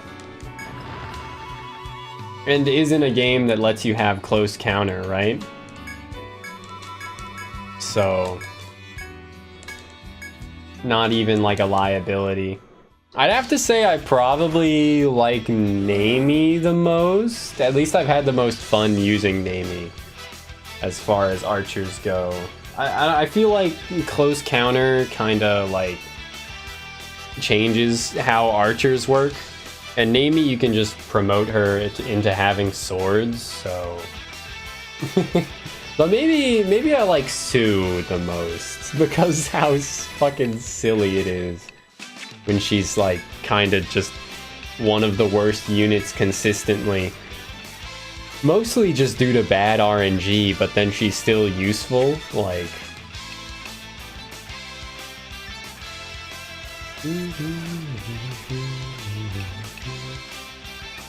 That high aid, low constitution is just, like, crazy.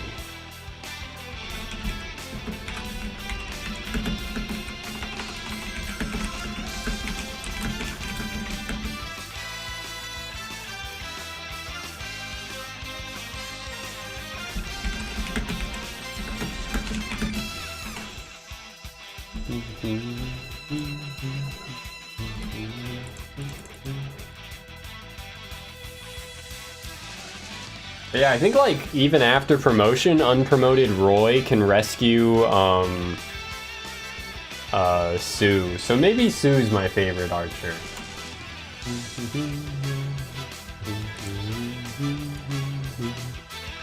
Oh yeah, Astrid was pretty insane. I feel like you just promote her very quickly and then give her hand axes. But she is an archer. At base, at least.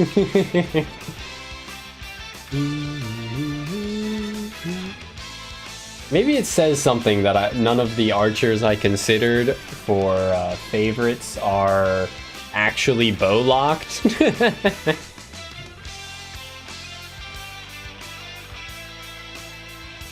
Yeah. I feel the same way about Radiant Dawn as I feel stronger about Radiant Dawn than I feel about EO2, that's for sure. Sonic Raid should one-shot here.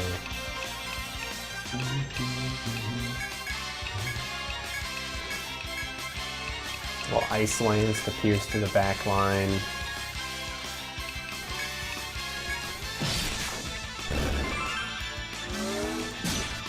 Yeah.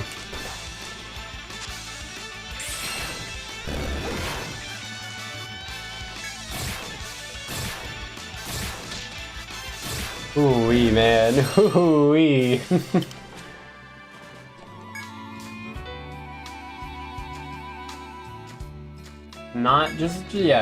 just like really not a great experience, Radiant Dawn. Especially with like terrible design decisions like hard mode, not letting you see enemy ranges is just like pretty brutal.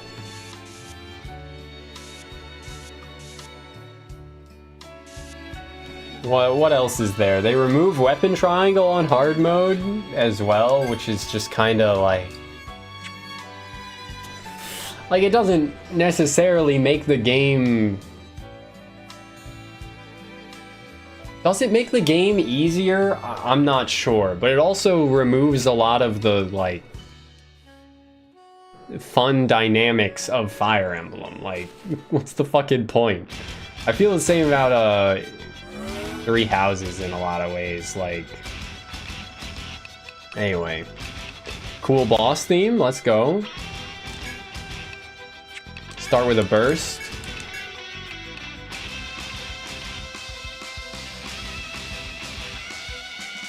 Yeah, Power Break 2 is a must. Okay, this is not what I was expecting this song to do, but I'm here for it.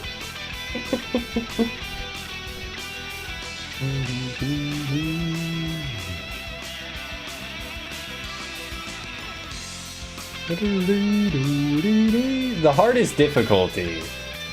Yeah, they did Sonic soundtrack. They did mistranslate Radiant Dawn's difficulty settings.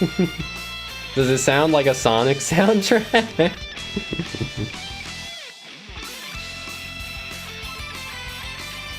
It's got the same, to borrow the music snobs language. It's got the same leitmotif as probably a boss theme from the previous games. I don't know which previous games specifically, but it's played on guitar rather than being in like synth. So that's pretty cool. I know some of the other games have the option, I think EO5 has DLC that lets you listen to the whole soundtrack in synth rather than on instruments, which is pretty cool.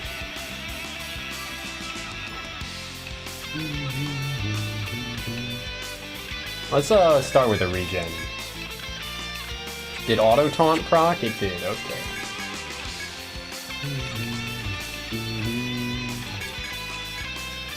And then we just auto attack with Anya to try and get the arm binds.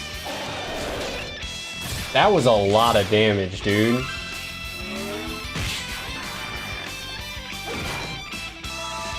I think he's stunned. Did it say he's stunned? Cerno? Yeah. That attack stunned as well. Brutal.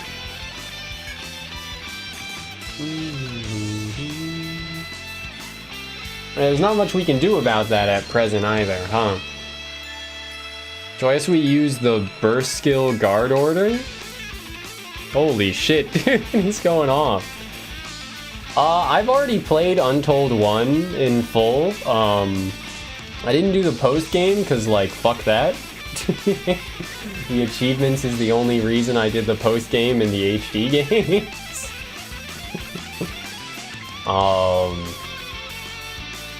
And I played 5 hours of Untold 2. I'll finish it eventually.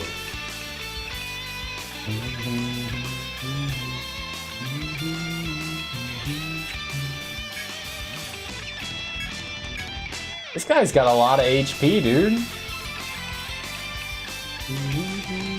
Let's switch to the back line.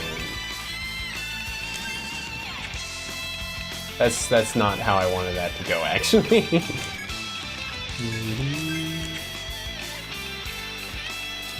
Use guard order.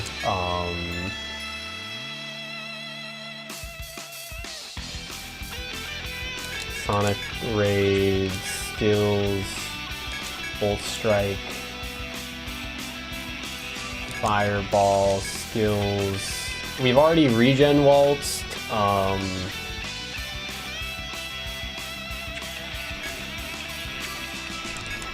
Just attack, double auto attack.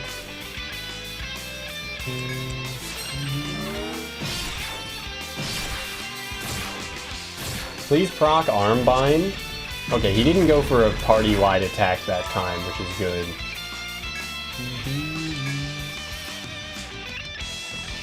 Alrighty, Mika. I'll catch you next time. Thanks for lurking.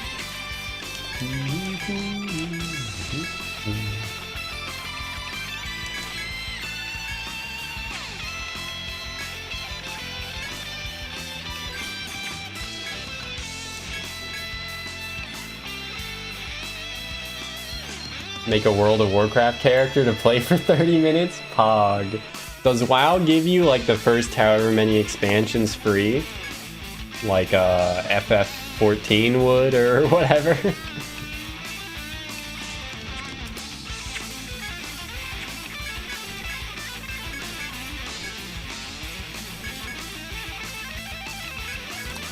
I want to apply the like guaranteed dodge to Anya, but it ain't happening.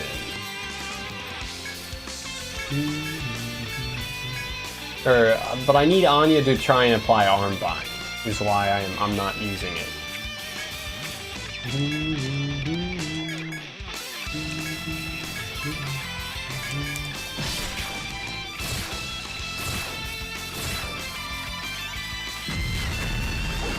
Oh, is that saying that he charged up an attack? I think it was, so... Yee! Scary.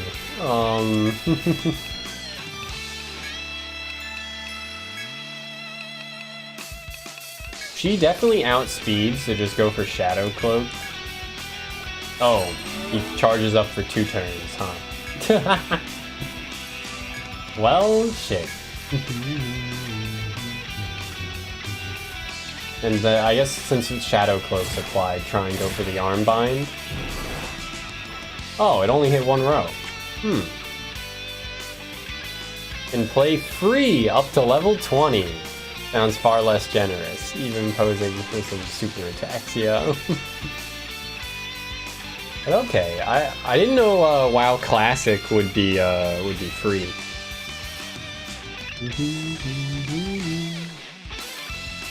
That does sound fairly fun, though.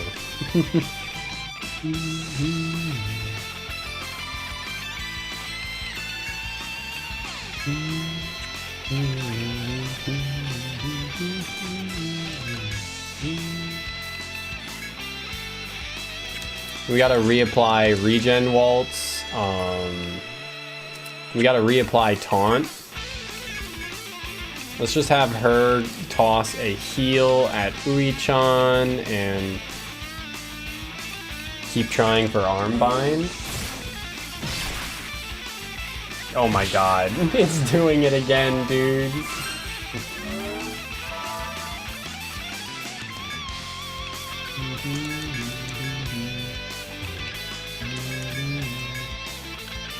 Yeah.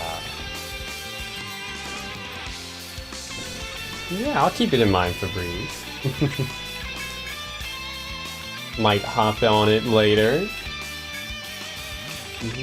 I don't think I've ever really played WoW, like classic or new, like maybe like 10 minutes on a friend's computer when I was in like middle school or something.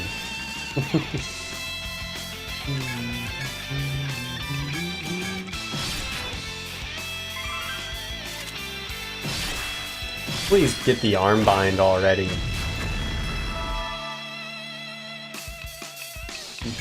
First, guard order, defend, defend.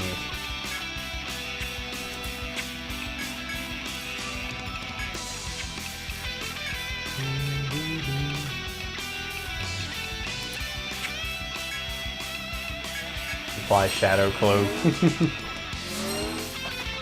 Excuse me? The Redford beast, finding itself at a disadvantage, suddenly flees. It charges towards a nearby wall. Oh. Well, there goes the boss fight I thought I was having. Passes into the space beyond. You are left stunned by its speed, but its path is marked by traces of blood leading to a stairways down. It seems there are even lower reaches to the lush woodlands. You hesitate to call your objective complete, yet you know you must eventually pursue it. But it may also be wise at this point to return to Tharsis. Yeah, I think I'll go back. After resources spent on that fight.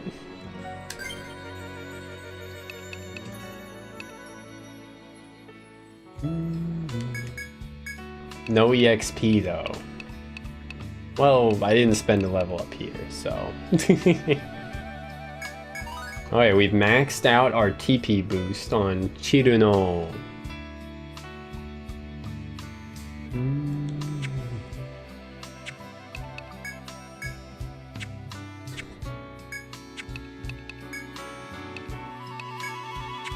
I guess I might as well. They gave us like 5 Ariadna threads recently as like a quest reward or something, so I might as well just warp out that way.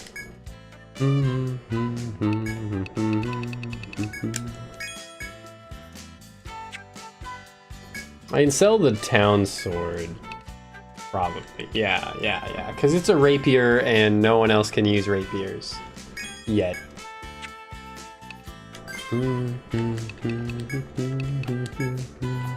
I'll re-equip the poison blade because it hits for more on Anya. Her offhand weapon can stay armbind, I guess, sure.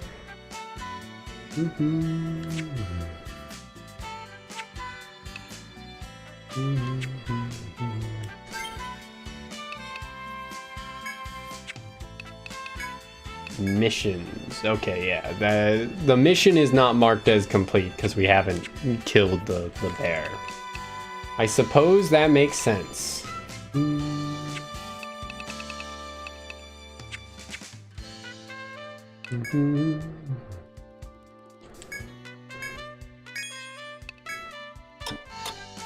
Muero de pep.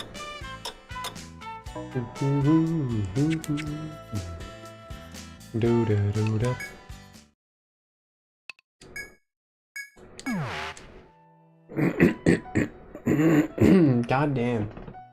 Oh, my throat got a catch.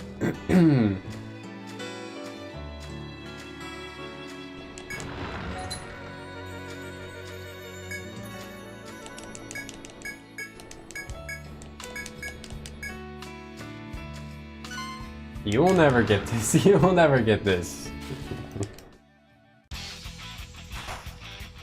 I see butterflies. I press that dang ol' auto attack button.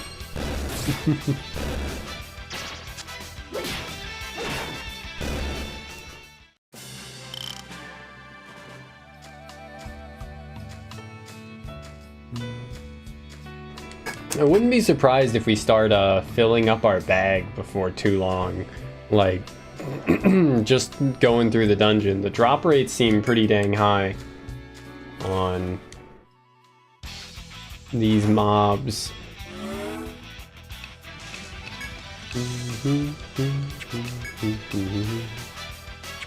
I do feel like I actually need to use TP in combats like this, though.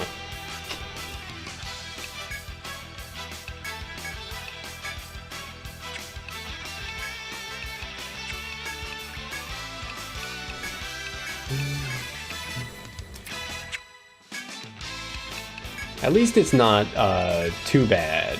Like, Ui-chan can recover TP just naturally. Cerno has a ton of it, and Rodi doesn't really need to use her skills for normal combats, right? But Saika's TP is still just so low, and 5 while being a fairly low TP cost is a lot out of 45. It's like 11%.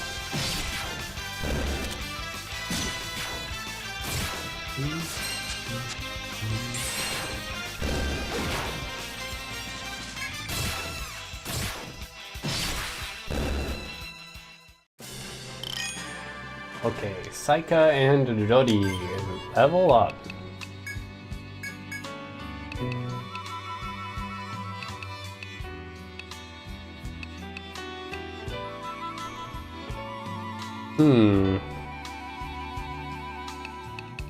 I could just put it into bandage again.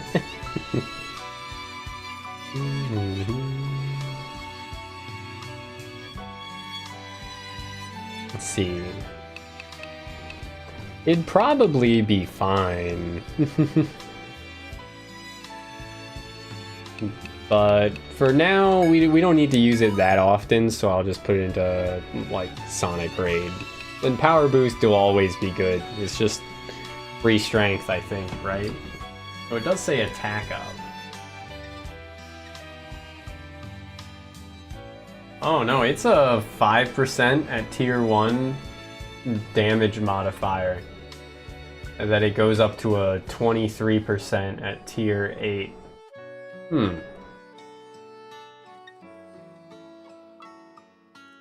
Okay, yeah. It's probably more worth speccing into than Sonic Raid. Which, like... yeah.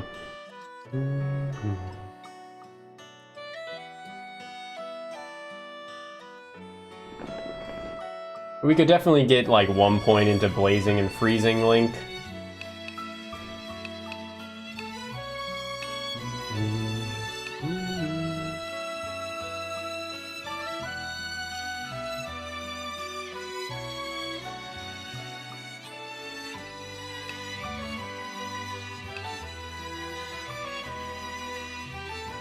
I think it's this game that makes respecking only costs 2 levels as opposed to 5. But that might be 5.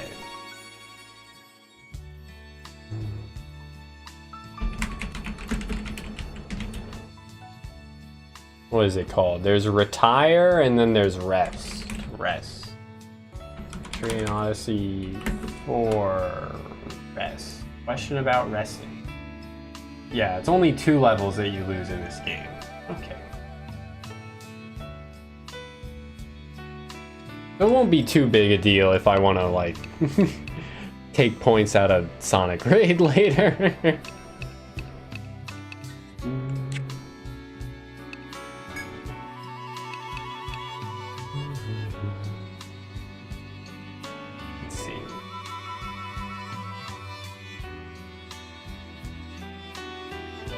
Dancer Regen Waltz at tier 5 would have 65% heal power. Well, if I only use it during, like, boss or FOE fights, then, like, that's fine. Probably. Which I think is already kind of where we're at, so sure.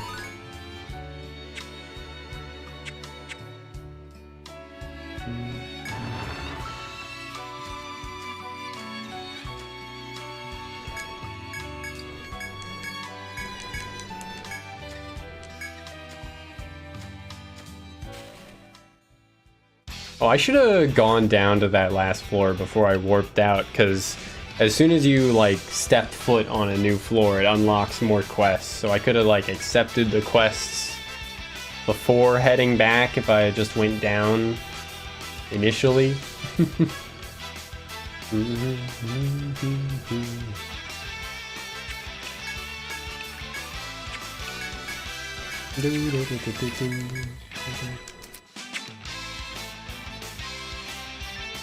I will go for taunt, yeah.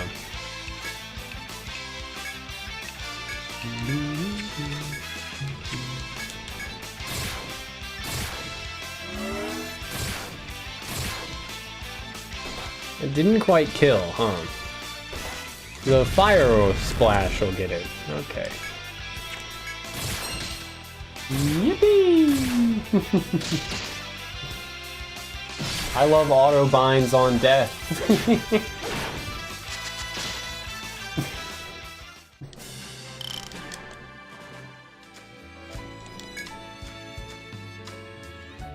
I should probably check. There's like a blank bulb item that I think is a conditional, or that might be a conditional for mandrakes.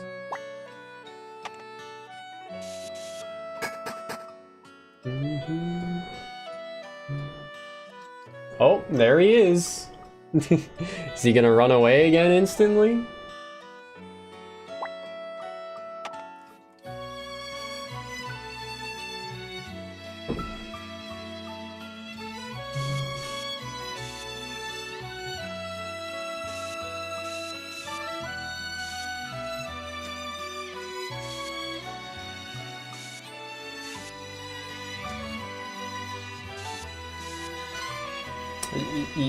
Yeah?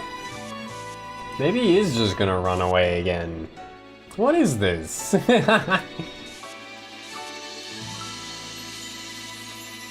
What are you doing here? Eventually you reach a small room with a spring. Near it is the red-furred beast licking its wounds. On seeing you, it gives a threatening snarl. It seems that it has no intention of fleeing this time. Huh? Okay. Sure.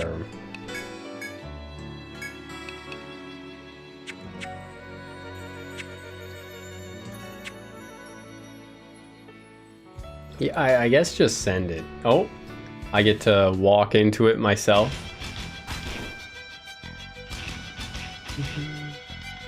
Last time it opened the fight, okay, it is at 50% health. Good, good. Last time it opened the fight with a party-wide attack, so I don't know if I should use my burst or not. But we go for power break, regen waltz, auto taunt didn't proc, so go for taunt. I'm just gonna pelt it with fireballs because they're the most powerful and not assume it's weak to anything else. Or more weak to anything else.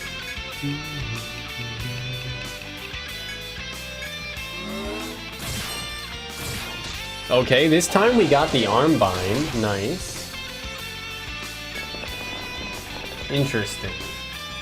So that wasn't an arm attack. It was like binding voice or something. And it lowered our TP? I don't think it did. But it looked like it displayed a second number.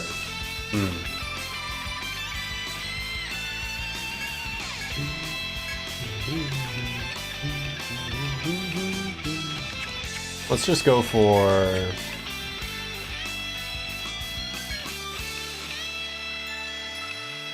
electric link, I guess.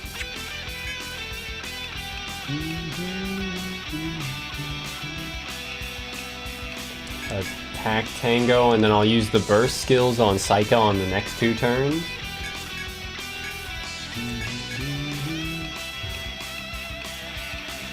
We got the arm bind, so I'll just go for Shadow Cloak this time.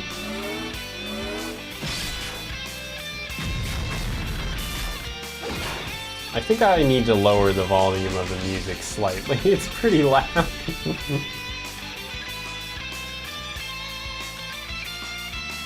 It was like just the right volume level in the town, with the town theme going, but here it's a bit much. a bit blaring.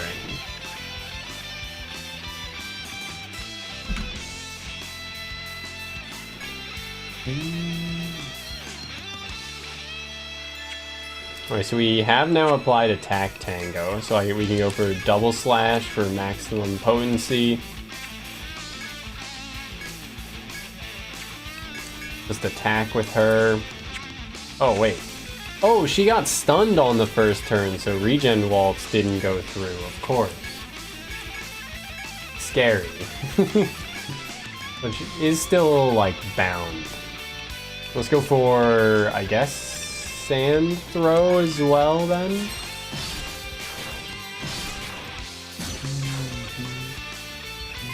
Just building up strength.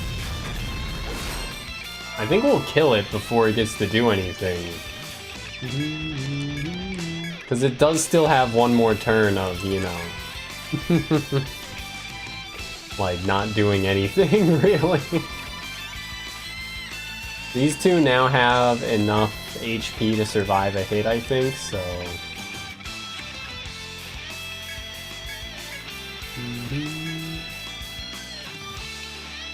So I think we're just about to kill it.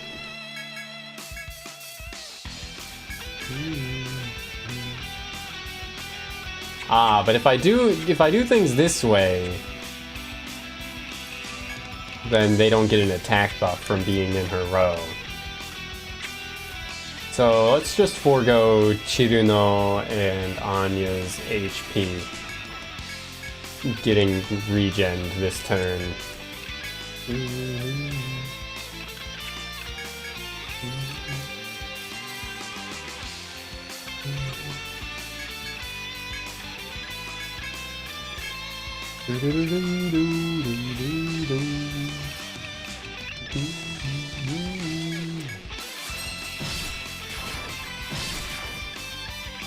Just charging up.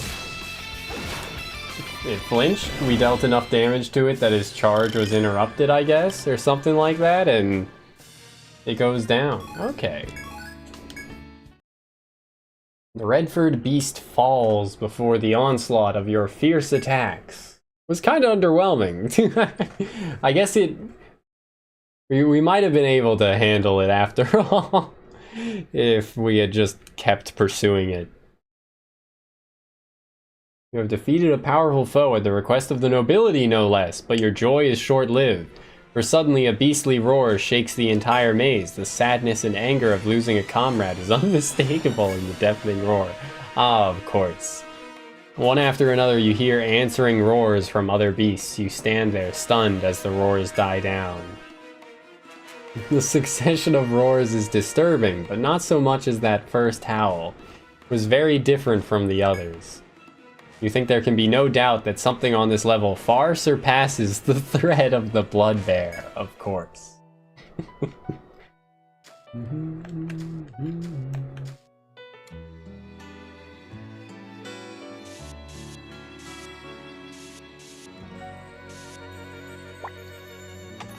I guess let's keep going a little bit. They gonna give us anything?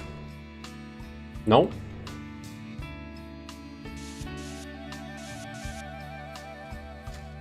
Kind of hoping for like a chesto of some kind.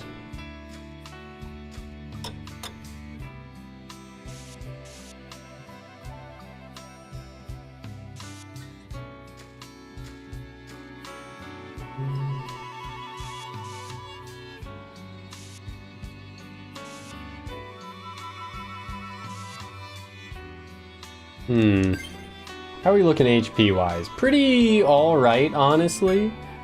I'll use a bandage on Uichan and on these two, since I'm just gonna warp out soon.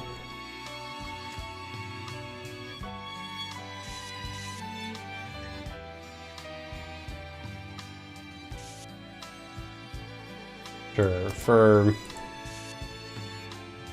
the feel of the map, put a water tile there. Oh! Jig Lizard and a Woodfly. Woodfly is easy. Jig Lizard might be a bit scary. We'll see.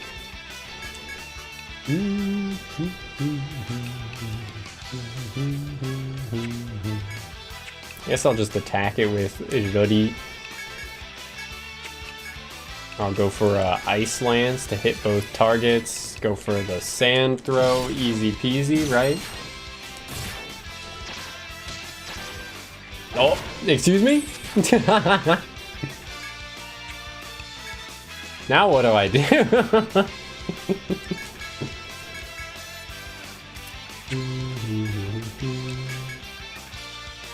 Well, so I should have had Etrian taunt on the last turn, I guess, but...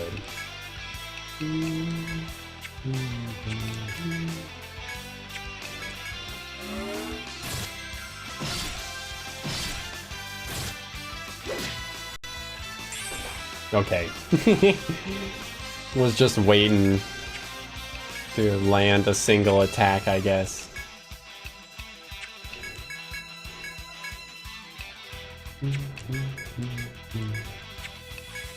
Go for that Ice Lance again, I guess.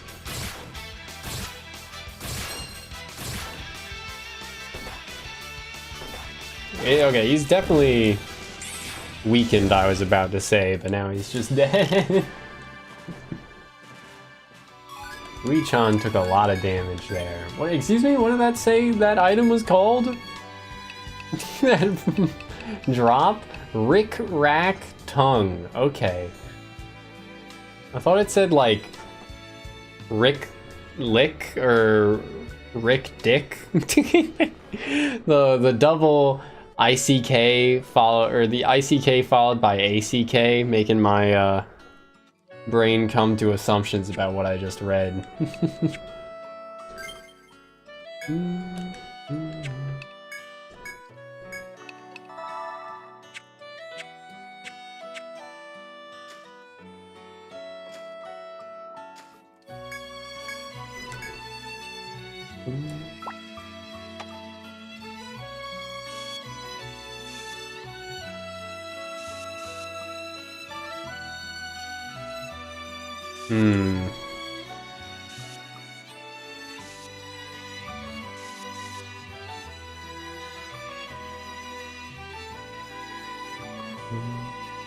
I mismapped something. 3 tiles ahead of me? Oh, okay, yeah, I see what I mismapped. It's there. Oh, I should probably just get out, right? Yoink. You return to Tharsis from the depths of the lush woodland, the blood bear's head in hand. Oh! Alright! You still cannot forget the fearsome roar that shook the entire labyrinth when the blood-red beast fell. Till the owner of that roar has fallen, you cannot consider the Count's mission to be complete. While you are lost in thought, a man approaches you. You recognize him as Whirlwind. Glad to see we both made it out. Amazing that you beat the Blood Bear when the Tharsis soldiers couldn't. So how are things? The monsters down on 3rd floor giving you trouble? Tell them that they are? Yeah, sure. Have you thought about going to the Valley Spring? It's south of the small orchard in the middle of the valley, with the giant beasts wandering around. You can gather rare materials at the spring and fight some tough monsters if you think you're up to the challenge. It loves vegetables. Okay, so FOE puzzle on the way to unlock a dungeon here. Okay. Okay, good. My mouse is showing up. Good tech. Good tech. Good info. Good wood. I didn't even know there was a dungeon there. That's why you answer no. I guess that's why you answer as if you are struggling. Arm shooter. Rabbit amulet. Oh, I forgot to re-equip the the second arm bind weapon on. That's okay.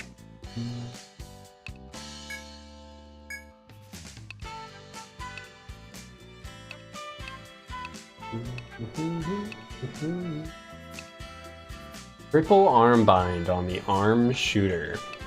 Too bad I don't have a bow user.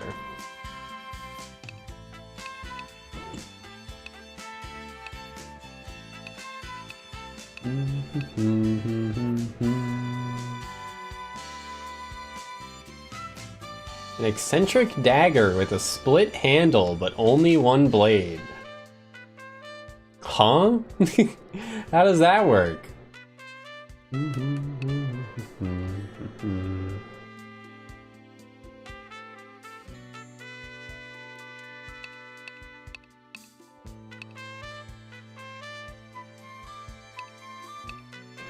Probably be a good eventual replacement for Anya's weapon.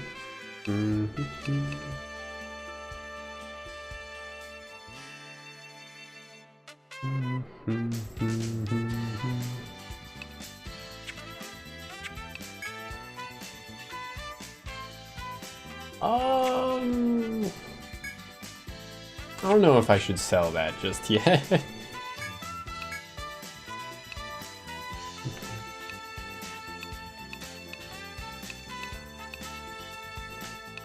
Yeah, we can buy a Hobble John for Ruddy. I can buy, I guess, yeah, buy the, oh wait, no, I need more elastic skin, which is from the big roller.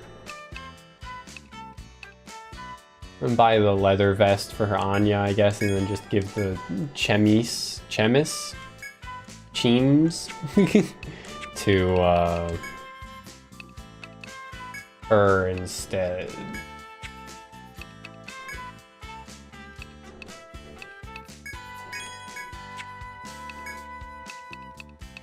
Armor of the other varieties. We've unlocked leather gloves.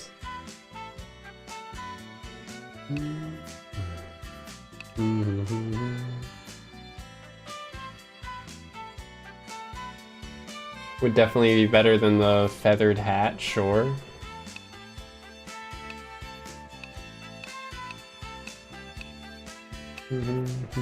Sure, yeah, why not?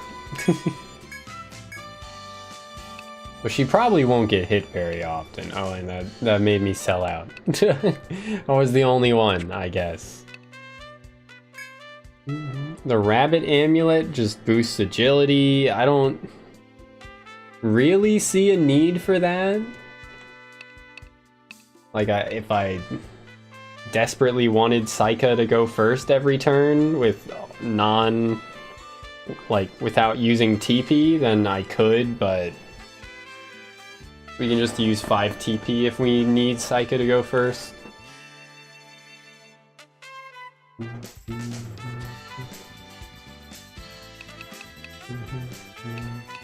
Critical belt power ring. +5 strength, huh? +5 strength only gives +4 attack? Smart earring, huh?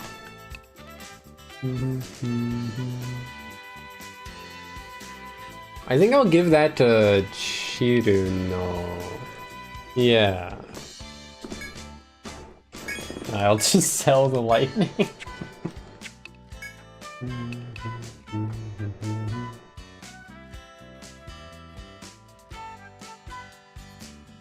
No one else has particularly great tech, right? Yeah. So I might as well. Just sell.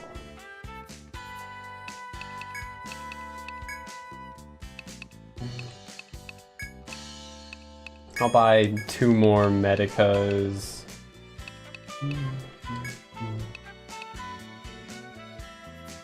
You can buy 2 Theriaka bees, sure.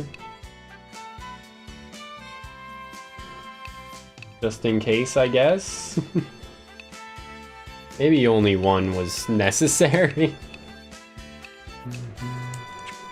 Okay, that's fine.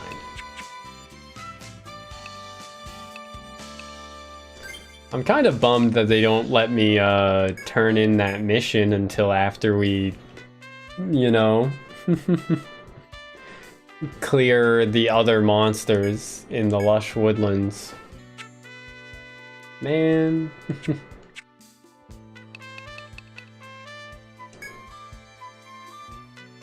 But hey, we now know of a new side dungeon to go to, so that's more than fine.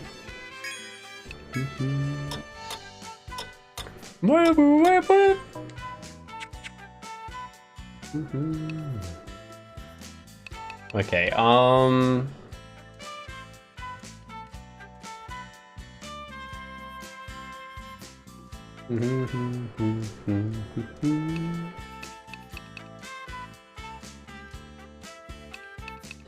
just to see.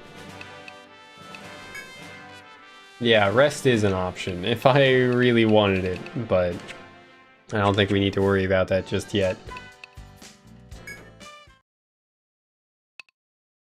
So what, depart on Skyship and then we just select like small orchard to be in the general area? Pick up some vegetables and drop them along the way? Sakura trout. Sakura Miko.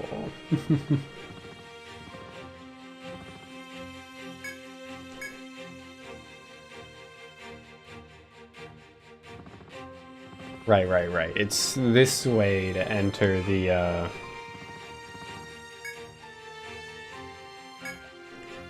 canyon. Ah, okay. That's pretty obvious that that was a dungeon, huh? I just am not yet familiar enough, I guess, with the game to know. We click the ship, and we click food, and we drop baby carrot. And it's just that easy, I guess. Nice. Oh no.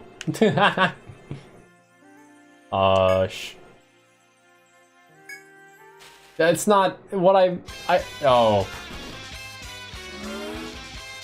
I pressed the wrong button. Jet uppercut. I mean, Ui-chan lived a hit from it this time. But that's not really good enough. We're unable to escape. Am I just fucked? Am I just fucked? No, not entirely, but... Food. Drop.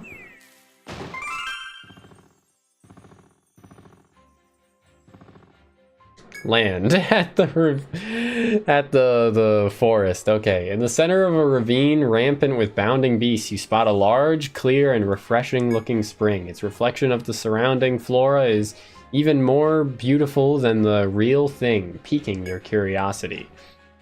If you could slake your thirst, alright, dude. Me when I can tell an English major wrote the translation. What the fuck does slake mean? From those clear waters, the exhaustion of your travels would surely vanish. Discovered Valley Spring. And then we click explore just to go in. Now I leave again. Yeah, that dude's right next to me, huh? That way is a dead end, as is that way. Why did it summon me in like the worst possible location when I tried to leave, dude?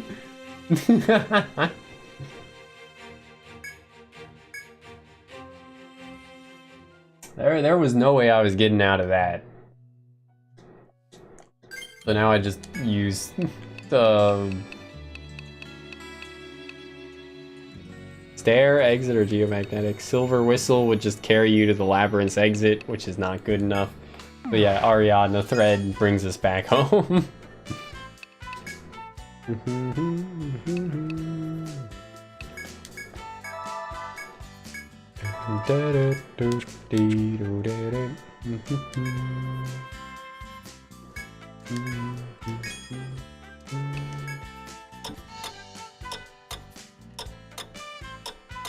I assume that's the last, like, mini dungeon we'll have access to in this area of the overworld, right? Like, the majority of stuff that's, like, untiled now on this map is, like, at a higher altitude than we can reach.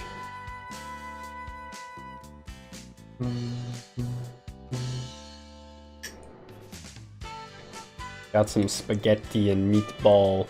Meatball!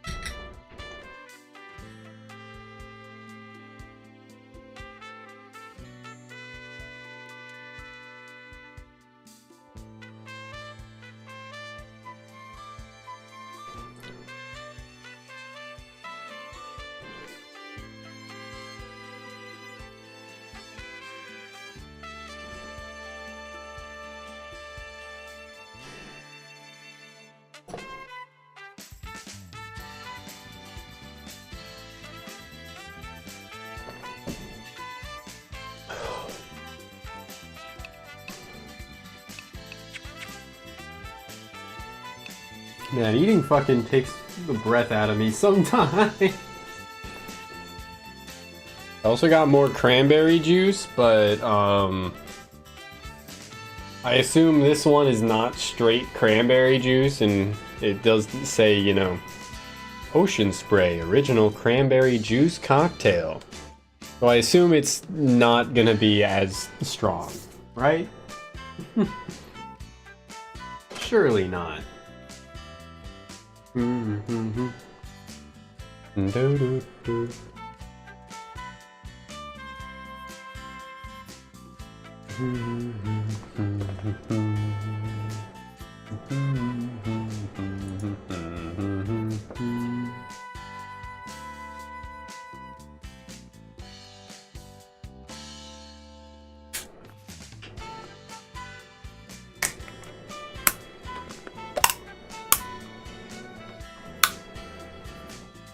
Hey kitty, you want to sniff the top of the cranberry juice bottle? Yeah. She does not really. She spent a lot of time sniffing it, but I don't think she wants it. Which I guess is a good thing.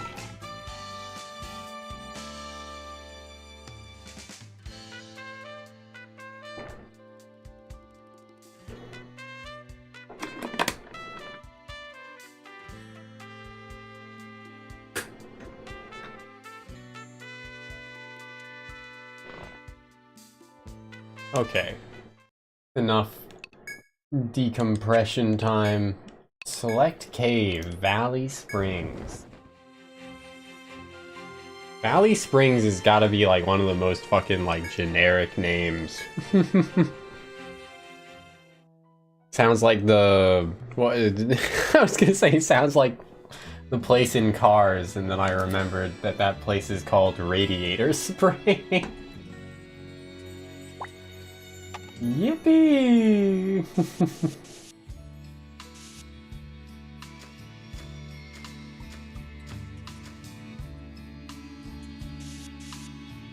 I wonder if they'll keep doing this like general structure of like, okay, there's gonna be a somewhat of a large level spike in between floors, but then an NPC tells you to explore a place that on the overworld that you haven't been to yet.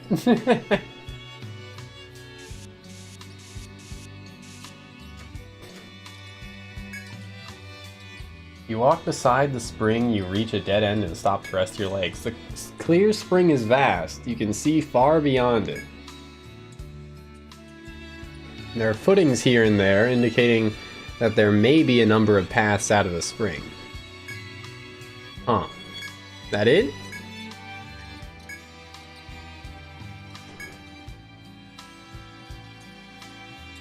What does it mean, paths out of the spring?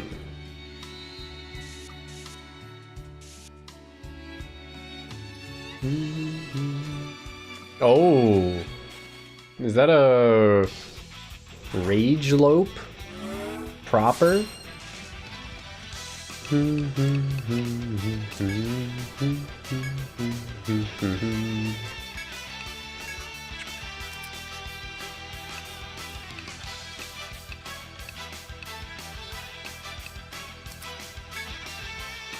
Rather than a Fury Fawn, yeah, Fury Horn. That's it. Yeah, and Fury Fawn is what they call him in this, right?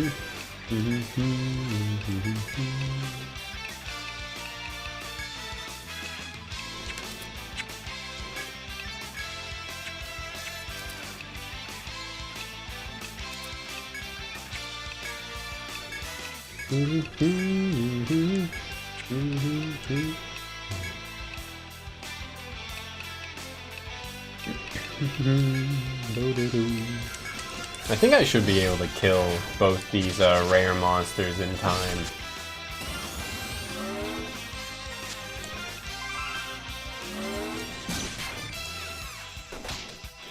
I'm gonna assume it was the bind that made Psycha miss, but I guess we... Oh yeah, we killed them both in time easily. Yeah, I was right. Head bind reduces accuracy. So just auto attack. I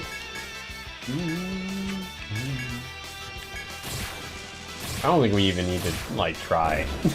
Yeah, just put it on auto. Nice.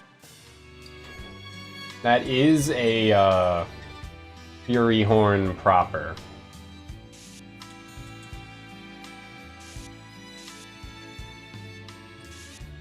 And that's 2 chests of, like, varying quality as well, though I don't seem to have icons for higher tier chests. Unless it's like this one, but I don't know what these symbols mean, dude. I don't know what these symbols stand for.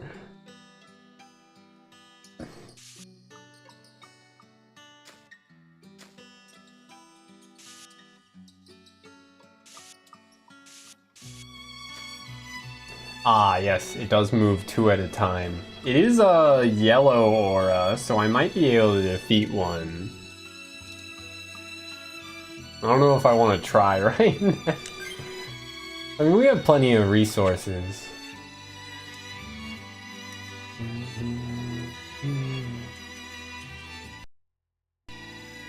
Sure. We're at level 12 now, so... Rodi is a lot faster now too. Go for the power break. Well, let's go for burst, double slash, and power break. Skills, refresh waltz, auto taunt did proc, perfect. Bolt strike.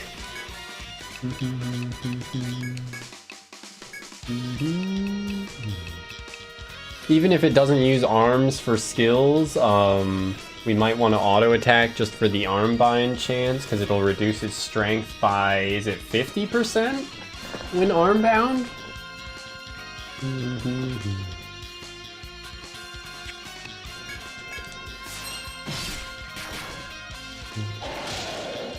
Okay, it still outspeeds Rodi, which is pretty fucked up.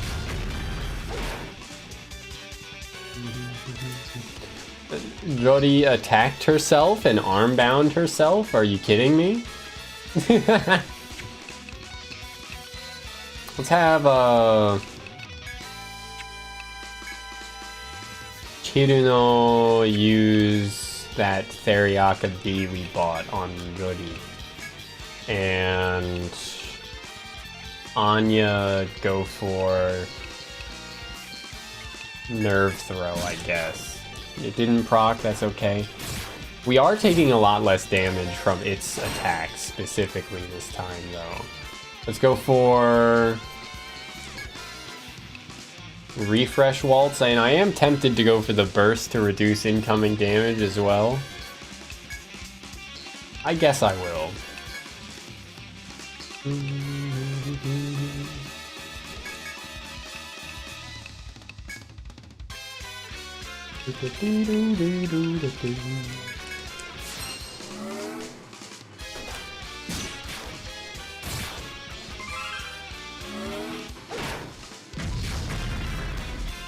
Okay, they're all cured now. Perfect.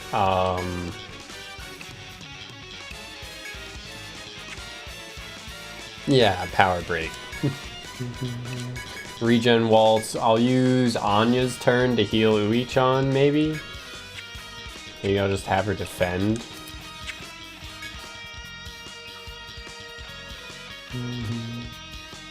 I think she'll live pretty easily. And then we might need to go for the Medica on the next turn, but I can keep trying for Nerve Throw. Ah. Well, that's not an attack, so... And it's cured. Refresh Waltz is pretty darn good.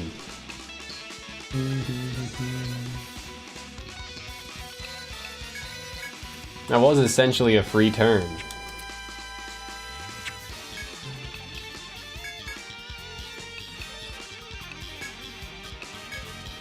I guess reapply Taunt.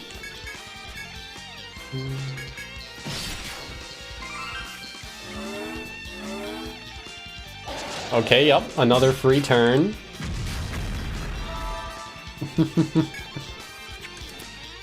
Gotta make sure Refresh Waltz doesn't wear off, but other than that, and we're pretty much in the clear, right?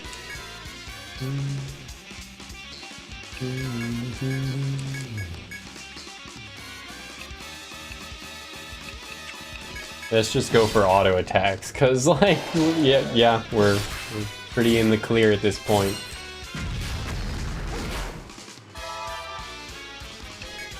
Dude is on his last legs. I don't think we need to reapply Refresh Waltz, it's just kinda over.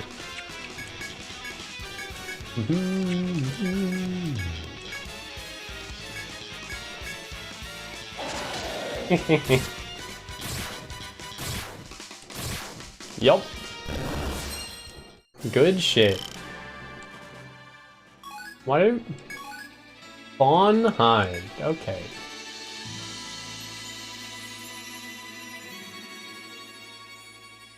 Is fawn not a term for a young one? Like a young deer? Fawn. A young deer in its first year. So why did we get fawn hide from what I thought was a fully grown one? Apparently fawn is also a color. The more you know.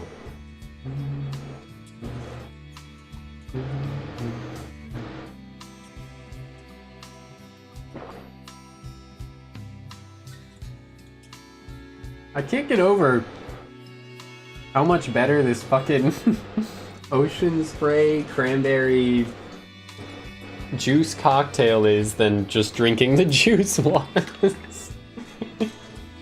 What? Show me. This is ingredients: filtered water, cranberry juice, sugar, ascorbic acid, vegetable concentrate for color. Well, so just watered it down and then maybe added additional sugar to it? Huh. I don't know if they did or not, because it was pretty sweet, just the juice on its own was pretty sweet. Even when I watered it down, like, when I had it like 50-60% water, it was still just so sour.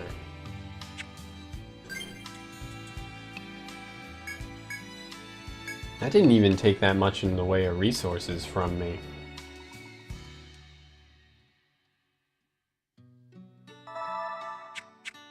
Killing that, Fury Horn. My brain wanting to call it Rage Lope Fighting, knowing that that's not its name anymore.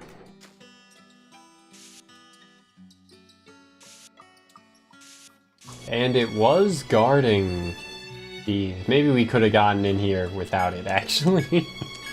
Because it looks like there's another path. Pelta.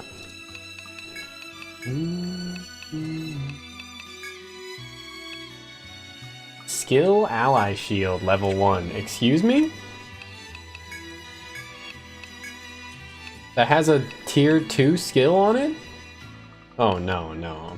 Not a tier 2 skill. Protects one ally for this turn and takes any damage they would sustain. Well, I'll have to level it up eventually for line shield and party shield, but I think Iron Wall is gonna be worth it first, right? Because we just want 3 levels of this before we get to 20.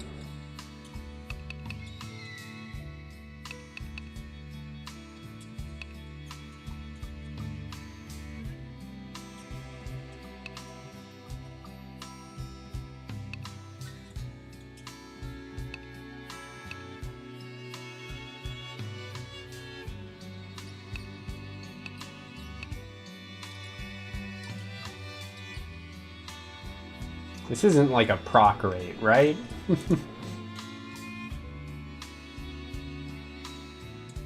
Fortress. Party shield.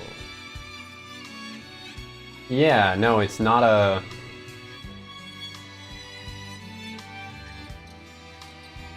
It's not a proc rate, it's a guarantee. It's not a threat, it's a promise. I wonder if Party Shield works like synergizing with Iron Wall though.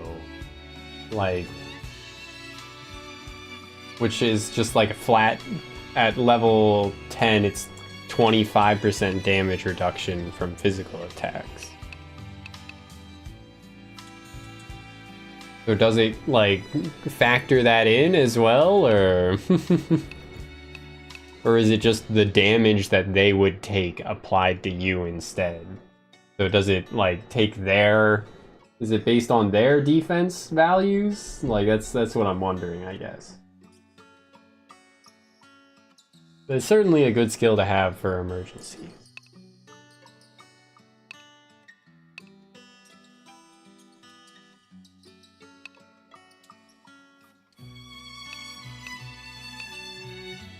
Increases your physical and elemental defense for 3 turns.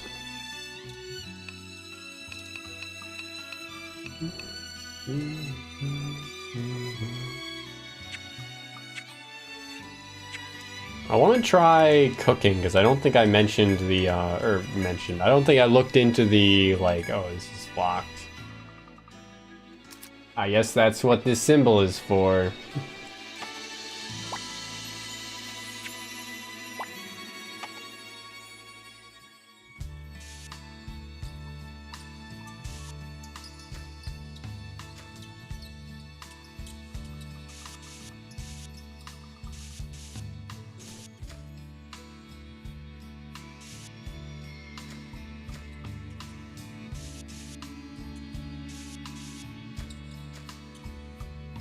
Aw, this sure is winding. Oh, that's the Scorpion. Scorpion. Death Stalker in the back there. I think Double Slash will just kill this guy outright.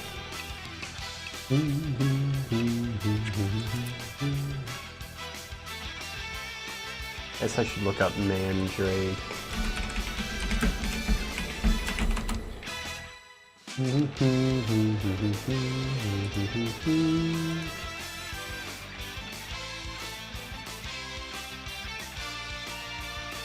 Sealed Neck is their conditional, and you have to defeat it with a head bind. Well, I don't have any binds, so that ain't happening.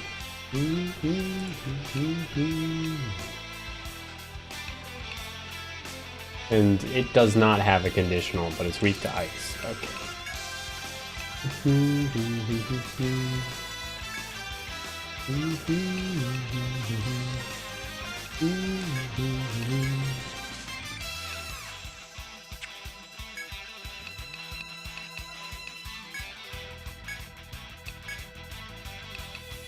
Ally shield, huh?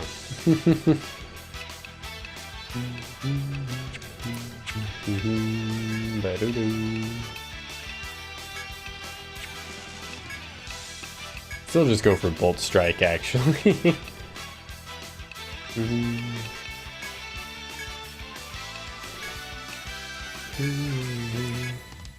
I think this double slash will kill it. Oh yeah.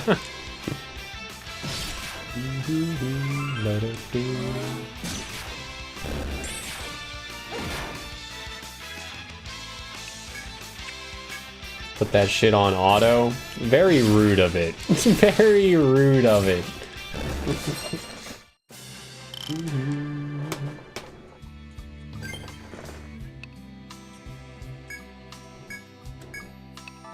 Bandage your burr.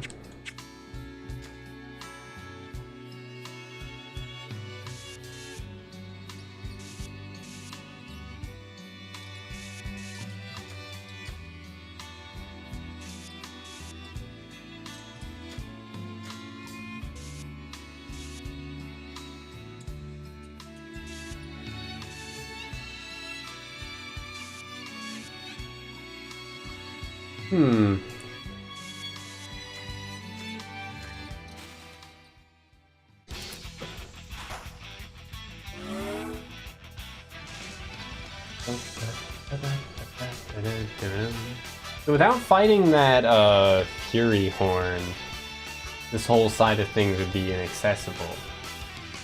Okay. So yeah, it definitely seems like they do want you to fight it at this point then.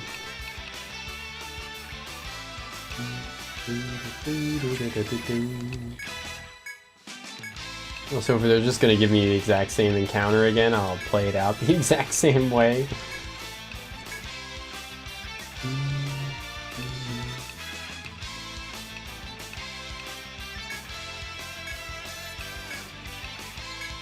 Bolt Strike there. Ice Lance rune there.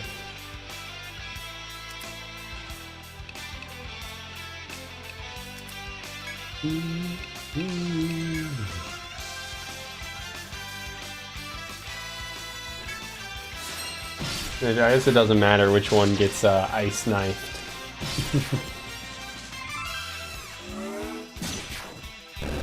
It's called Ice Knife, but you can do it with swords? I'm now realizing that's kind of funny. Can you stop? I get that he resists physical, but I just want to auto him to death when he's on a pixel HP, man.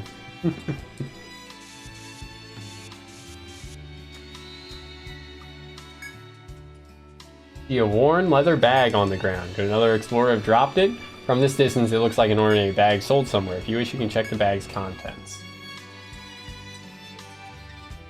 So you can never be sure what rests inside. Oh, I have no idea which of my party members I should have reach for it. I guess, Anya, because she's the fastest? And then gives a sharp cry and throws it away. You look at it to figure out what happened to see a small spider poking its head out from the bag. You suppose the spider to be poisonous. She loses 10 HP. You leave the leather bag where it lies and leave this place. Oh. Oh? I can give it another try? Last time you checked this bag, one of your guildmates got only a spider bite for the trouble. Is it time to try checking again? Sure. If it's not speed related, try, Chirno, who has high tech. Tragedy strikes yet again. The spider poking its head out managed to sink its fangs in again.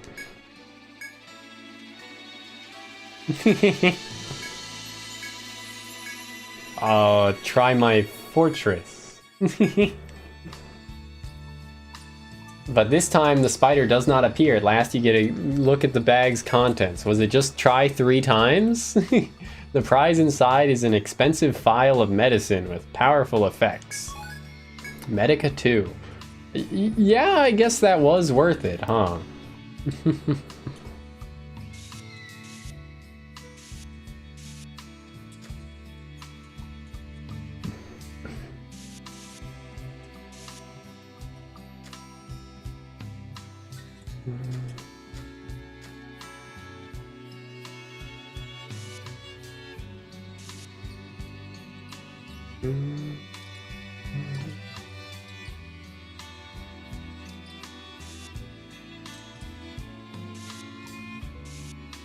I guess they weren't lying. There are a lot of paths in this, side paths in this dungeon, huh?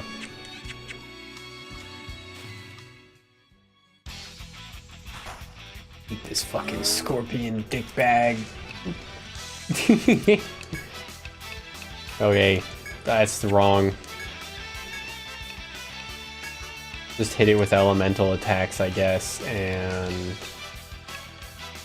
yeah, attack tango, bolt strike, we can ice lance, and ice knife. But yeah, it does get to go before one of my party members, is part of why I hate it so much. It's fast.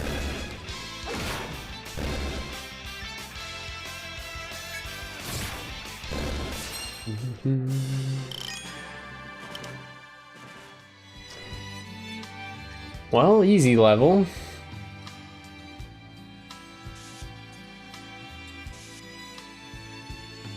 Oh, I mismapped that.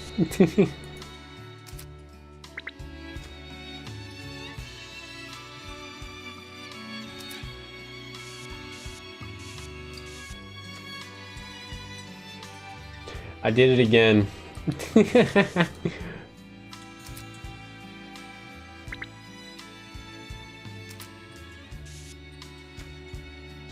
It's a chop point, Gaussian wood, and it's a rare mat. Nice. I don't think I got 3 Gaussian wood. Is that just lucky? I didn't spec into tree cut. The dendrology. Although I guess it only increases the odds of finding more, not the odds of getting higher tier stuff. Huh. One last bandage. Now I'm out of juice.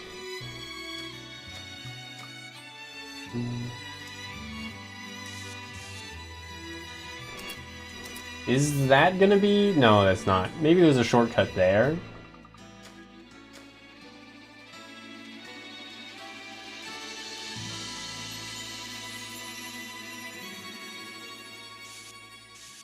That's how it plays out, yeah. Yeah, okay, perfect. Because I do kind of need to leave now. We beat a FOE and, you know, just in general kind of juiced our resources. Oh. Right. You cannot leave by air. Do not try it.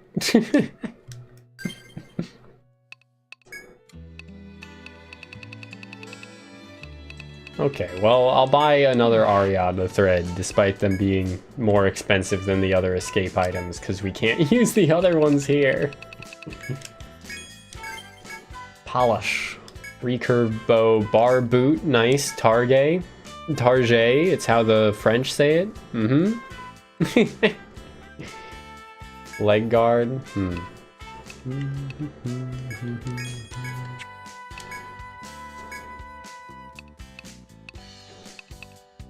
Palash is still worse than the Scramasax, but boosts TP not by a meaningful enough amount, really. So just ignore it.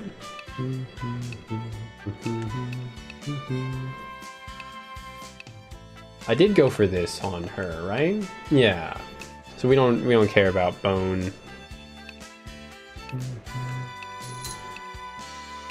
We need more for Ballast Song.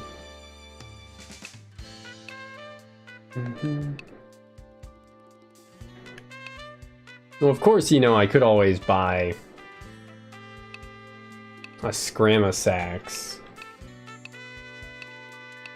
89 to, yeah, for Anya, but it'd probably be worth it. And then we just equip the Poison Blade in the offhand slot.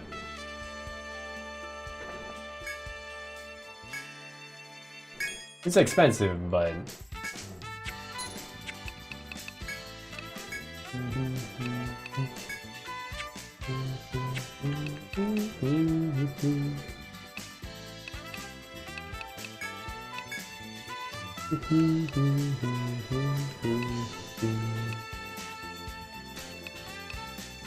worse than the Pelta, but better than the Hide Aspis?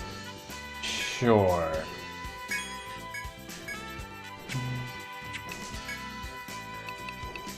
I kind of want to keep these around, just in case, you know, the next boss we really want to arm bind, because it seems like it'd be pretty funny to do.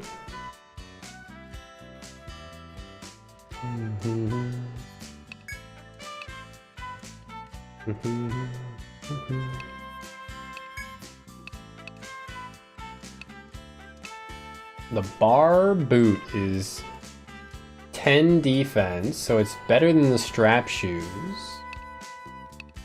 We'd only be able to make one right now, but we could definitely get a second one.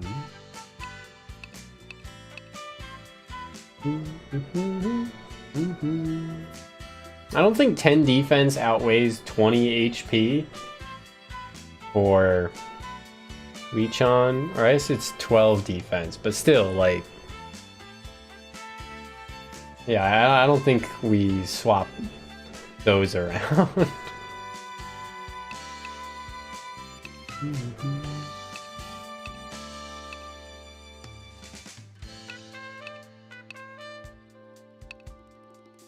And then we could just give the strap shoes to Chiruno, or I guess to Anya. Strap shoes are better. No, they aren't. Never mind. You know what? I'll just hold off on the bar boot in general. It's 6 points. The TP up though, man. The TP up. I put TP on my PP. Maybe if that's the case, then we put it on Chiruno, because she'd get the most TP out of it. So it's only 6 points. And her defense lower than everyone else's anyway. Sure.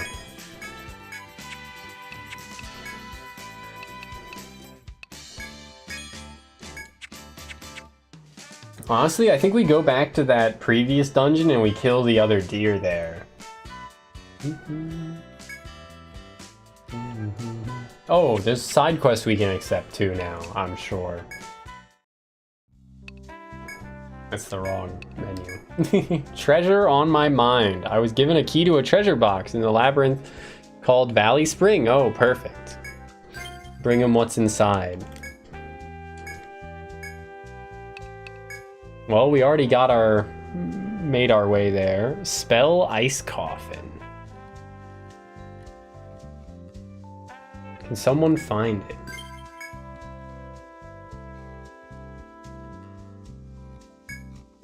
That one's actually in the dungeon proper, which we're kind of avoiding right now. She lost her mother's ring in a spring. Wait, what? It said she lost it in the lush woodlands 3rd floor, but she lost it in a spring? So it's not in the clear spring. It's in the lush woodlands like it says. Despite the... Okay. I'll assume it's in the lush woodlands like it says. And that there's just an area with a lot of water or something. A part of that floor with a lot of water on it. Kismet be with you. Excuse me? Who's Kismet? there a religion in this land that I'm unfamiliar with?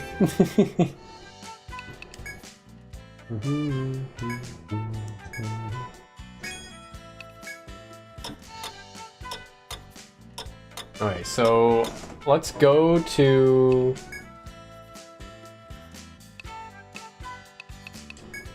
the select cave, small orchard, and just kill the Fury horn there.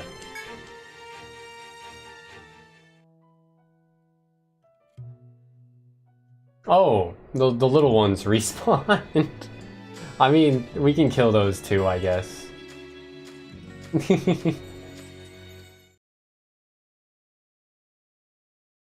Oh, tremendous pools of blood. Okay, yeah. I already saw this text though, but the little ones have respawned, so their parent isn't back yet. So why are the pools of blood here? Why is it telling me about that again?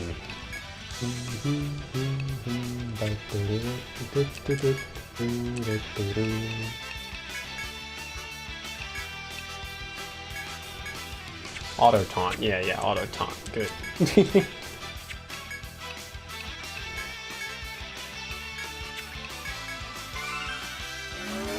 This should go pretty easily.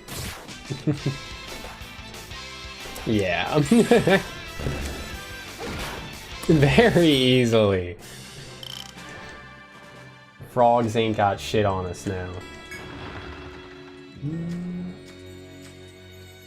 Oh. Do both of them stop on gather points? Interesting.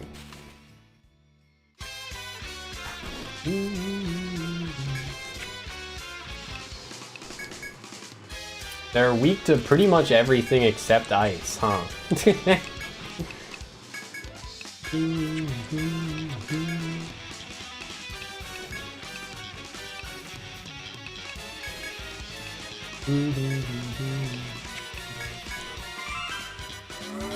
Let's see how this goes.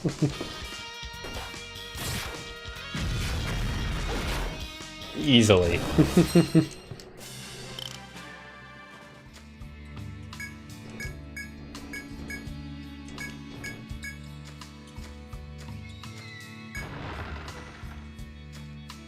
No deers left alive. That's my motto.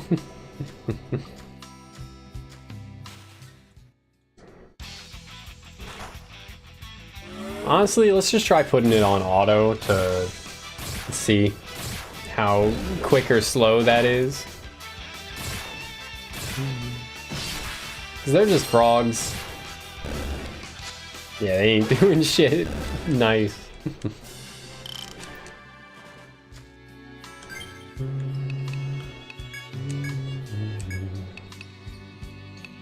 I have Psycha heal herself, I guess.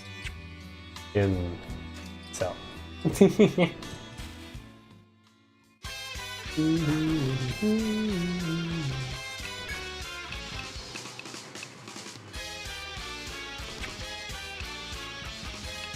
Honestly, yeah, just I mean, attack tango's cheap, so I'll still go for it, and just other than that.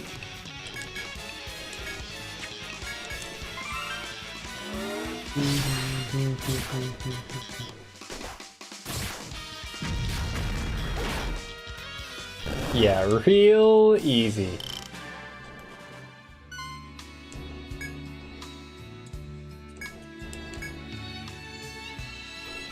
Right. Dragon's blood.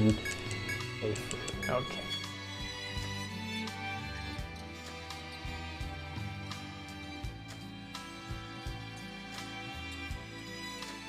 Perfect. Let's heal up and then send it, I guess. We got max burst as well. Go for a power break. Well, actually, first burst, double slash, skills, power break. A shame that Rodi still doesn't outspeed. Or probably still doesn't outspeed, but we'll hope. And if not, then we'll just do what we did last time. Rely on the, we do have to apply Taunt. Rely on the Theriaka B we still have in our bag. We can see if it's weak. It's weak to fire and lightning. Okay. Good. Fireball it is.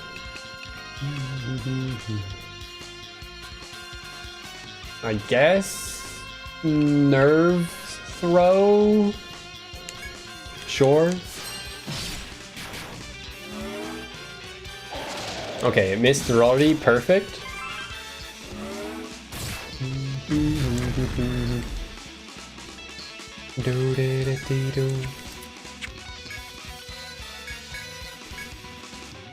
Let's go for the burst again. And power break, sure. Regen waltz and taunt did go through because it has a speed modifier. Nice. I'm just trying like paralyze it. Would be nice. So we can consistently get an action on our frontliners instead of them getting fucking only like half an action. I guess I should be going for Sonic Raid in that case too. Just to make sure that Psycha gets a turn before, you know, the worst.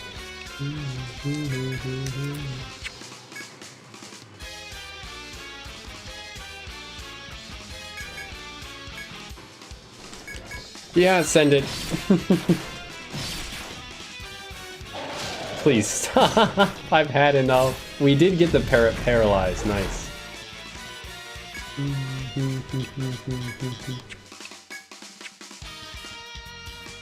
Let's go for Electric Link because it's weak to that and we can just like attack normally now.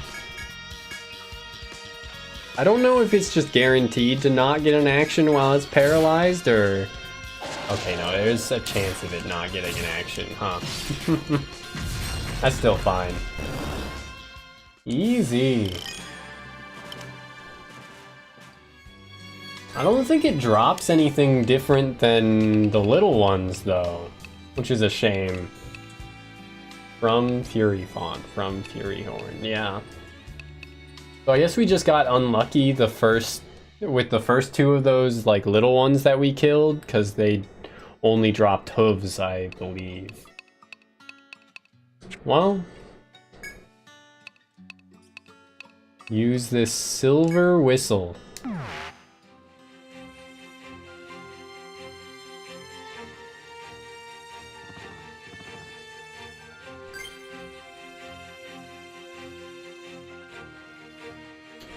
Huh. I guess we just go back the long way to town, actually. Maybe I should have used the thread after all.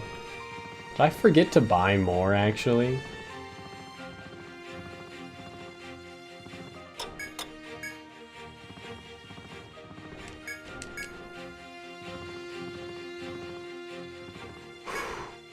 I figured it wouldn't annoy me as much with my green screen up, my light like flickering on and off. But no, it still really gets to me, huh?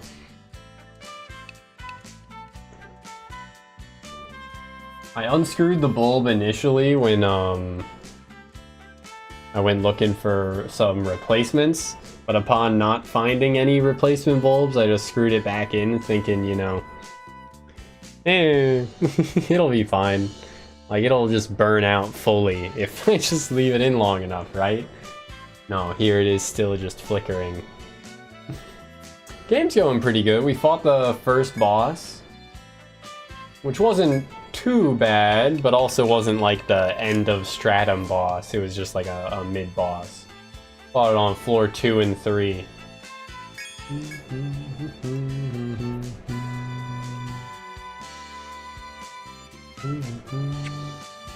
But we're getting more into the characters' builds now.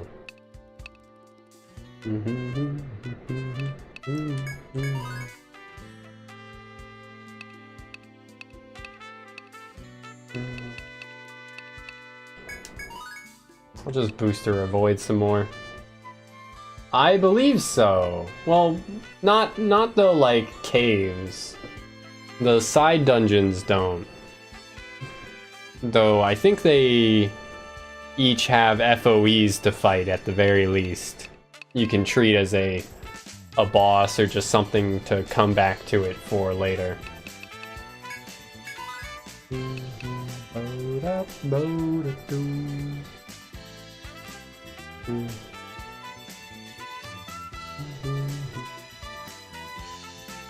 Let's see.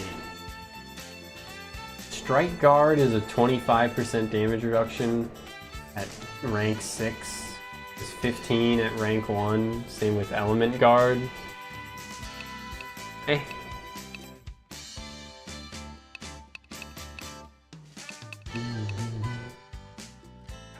Genocide.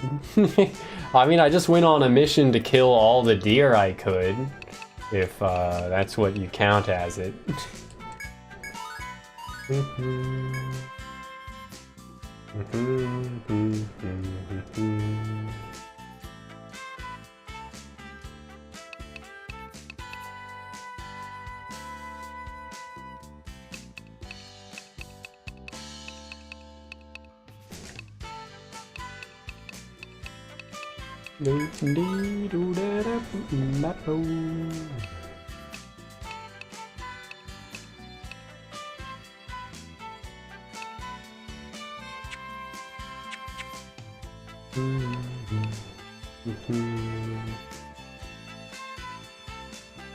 Were you there when I last talked about people getting bothered by the plant/bird people genocide in the first game?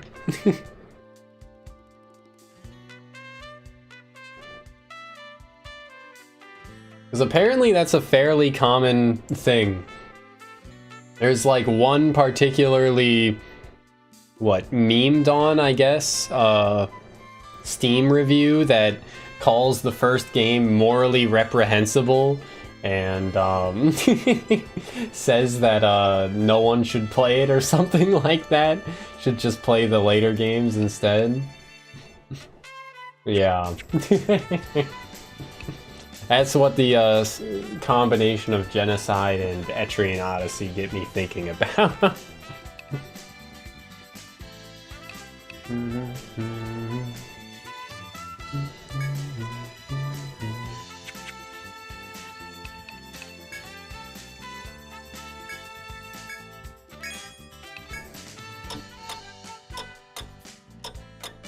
Yeah. I don't know, it's a weird perspective to try and apply like modern morals, like not just modern morals but very how do you say, like, because it's not even morals about like things that relate to you necessarily. It's like morals separate from yourself and your own actions. But applying those like modern principles to work of fiction set in like medieval times especially, you see that in Fire Emblem with people being like, but they're children and they're going to war and I'm okay with that part, but it's only when they can, like, get married that I have a problem. Select cave. Valley Spring.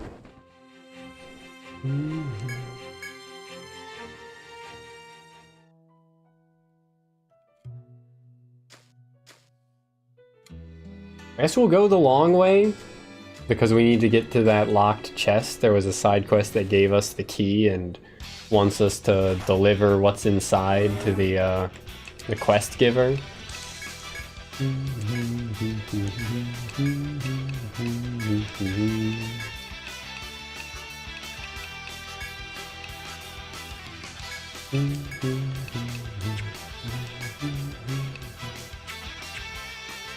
No, I can go for Icelands, probably. It is weak to ice, after all.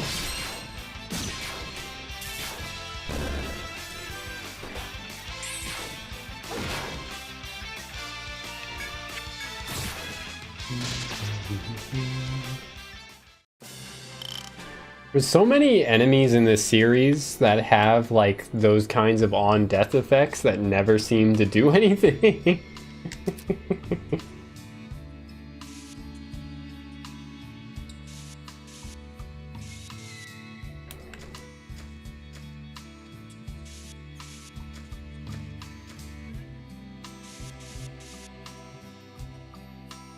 I guess it's there to punish you if you try and kill it first because it's like an easier target, but like, man. I prefer full mapping. I think even with like full mapping on in the HD remake trilogy, I didn't like, I still had to do enough of the mapping that I got the like joys of doing the mapping. I went out of my way to draw the walls myself for areas like this that I mapped earlier that I wouldn't have walked past myself yet. But for just like long straight hallways like this that I'm in right now, it's definitely nicer to have full mapping. Like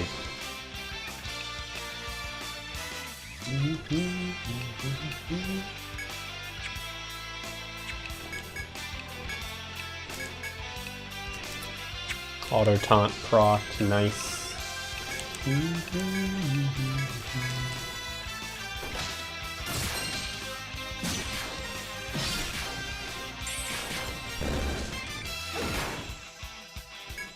Yeah, I think I'd get pretty irritated having to draw the floor too. You can see I don't do it when I'm not like actually going onto a tile. I'll just leave that part like grayed out, and that way it tells me, hey, I haven't walked here myself yet actually, in case there's a missing event or something. Small crevice is visible in the wall before you. Perhaps a person may fit through. What the fuck was the point of that?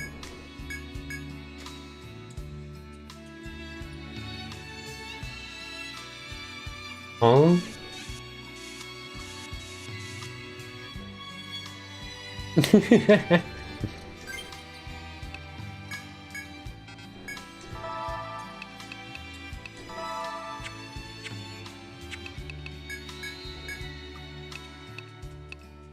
Oh, it's just Anya who leveled, okay.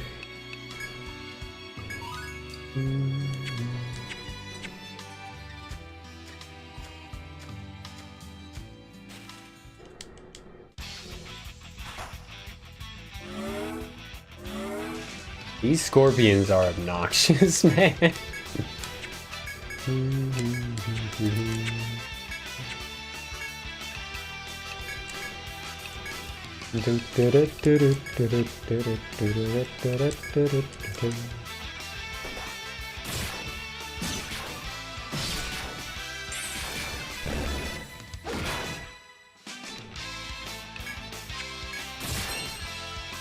Oh my god, please! When auto taunt is not enough. Yeah, I got a couple. Or maybe just one. Chiruno has Ice Lance, which pierces.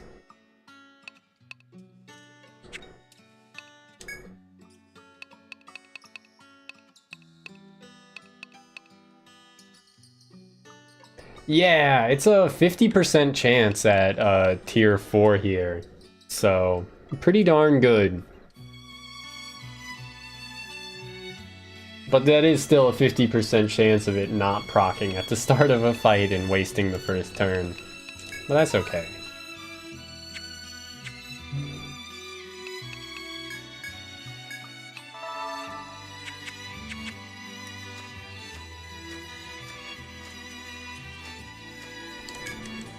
Supple branch.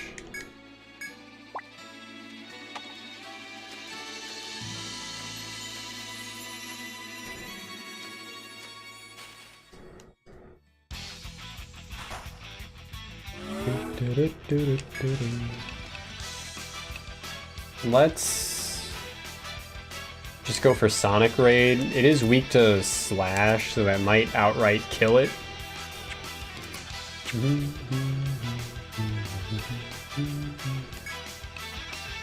I'll just go for Attack Tango. We can keep going for Bolt Strike and, you know, Ice Lancing, considering these frogs are weak to ice. It did not outright kill the Mandrake.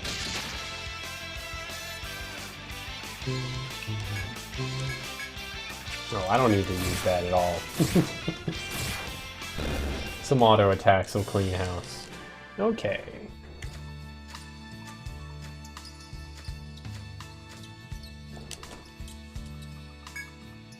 Did I forget to buy more Ariadna threads again? Wait, what? Did I need to talk to the person in the bar or something to get the key from him? Book quests?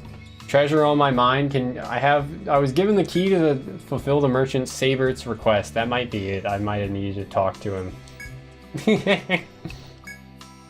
To get the key. Whack.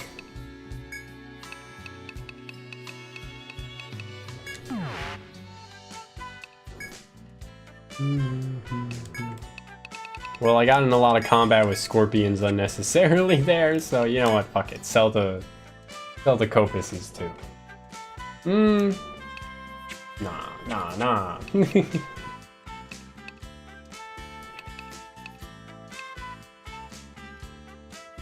Yes, remember to buy threads. I was like, no, there's something I'm definitely forgetting here.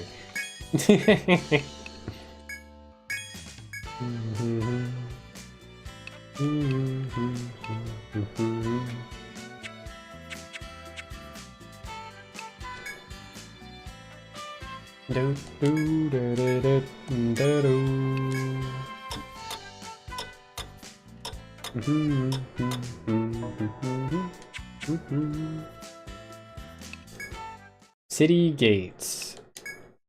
Select. Oh wait, no. Go back to the bar and gather information. Okay, give me your key, you asshole. Sorry to rush you. Yeah, well, maybe you should have given the key to the lady who gave me the quest then. If it was so urgent, I wouldn't have wasted time. A man pawned this key in my shop. I hear it's for a treasure box in the Valley Spring, but the guy disappeared without a trace, leaving his debt behind. By law, I own whatever's inside, of course. It's supposed to be a breastplate crafted by the master blacksmith Conrad. I'm not cut out to go adventuring in the Valley Spring, so I'm asking adventurers for help. Okay, yep.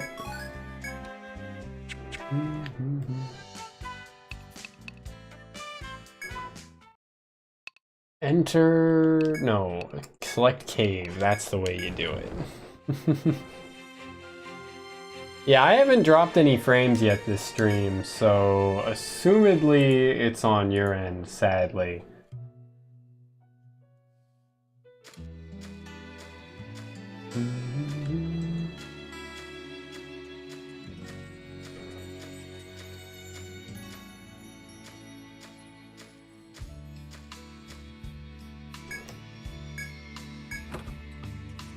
Old breastplate. Yeah, it's a key item, so I can't even, like, steal it if I wanted to. All that's left now is deliver this to Sabert the merchant, who is waiting for you at the bar. Well, alright then. Twitch itself. Okay.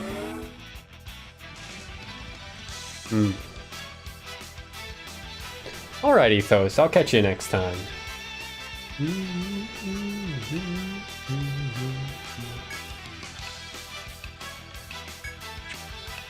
Let's use the double slash burst to kill this guy simply. Go for Sonic Raid.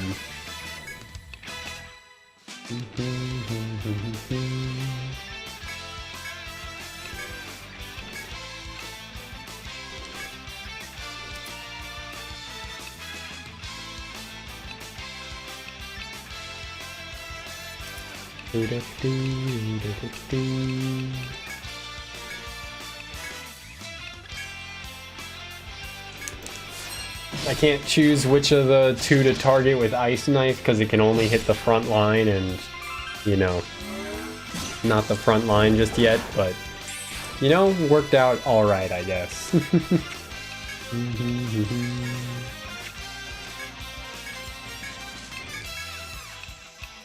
Please just, like, get the kill quickly. Okay, good shit. Yeah, we'll probably, wrap up tonight after I finish exploring this dungeon. This Valley Spring.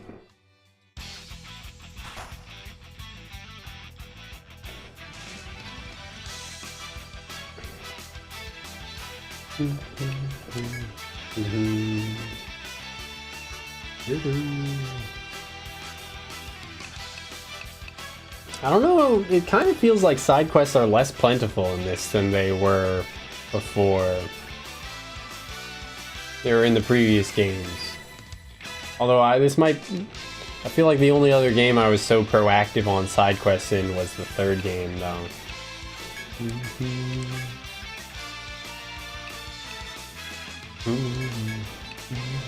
I feel like there were definitely more than 2 quests per floor in the third game, which is what it's currently at right here.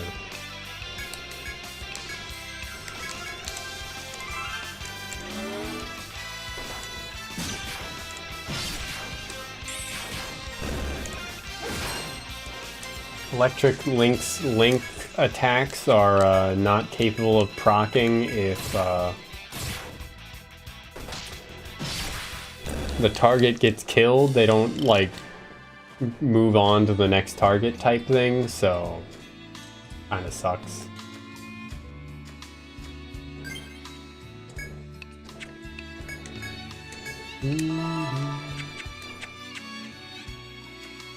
I guess it's par for the course. Ooh, there's another chest for us to get.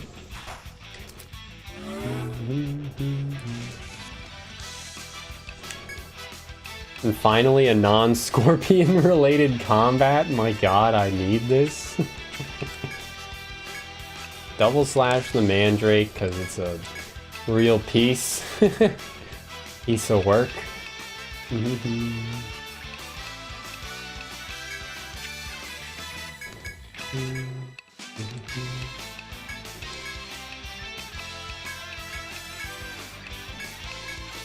This should be enough to kill all of them, right?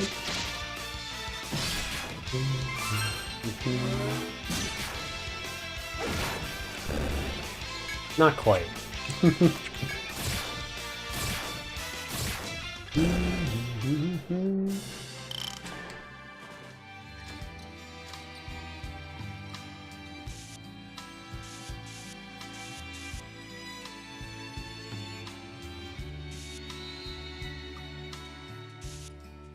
Oh. It just connects, huh? Yoink. Solid Moccasin. Boost agility. Okay, that's probably pretty good for our land shark, right? Does want to be faster. So you want to be a master Pokemon.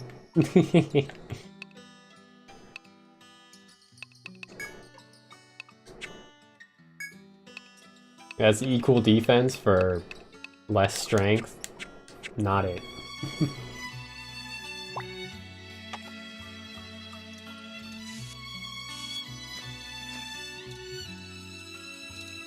I misinterpreted what I saw from that side. That's okay.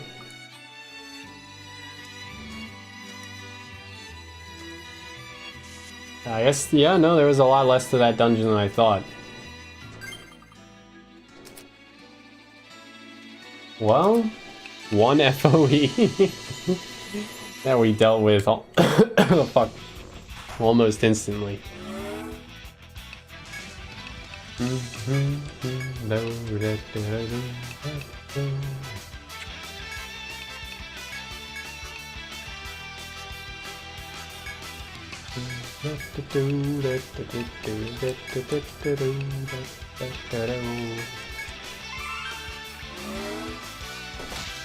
Come on.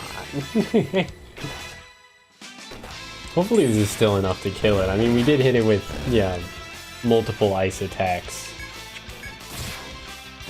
The rats ain't got shit.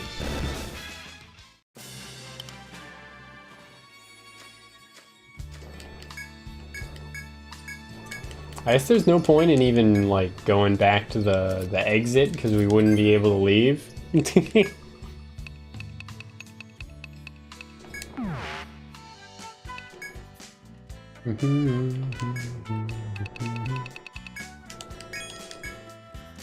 Not with them surrounding the exit point of that dungeon on the overworld with FOEs. We're probably still too low a level for the kangaroos as well, I'd imagine.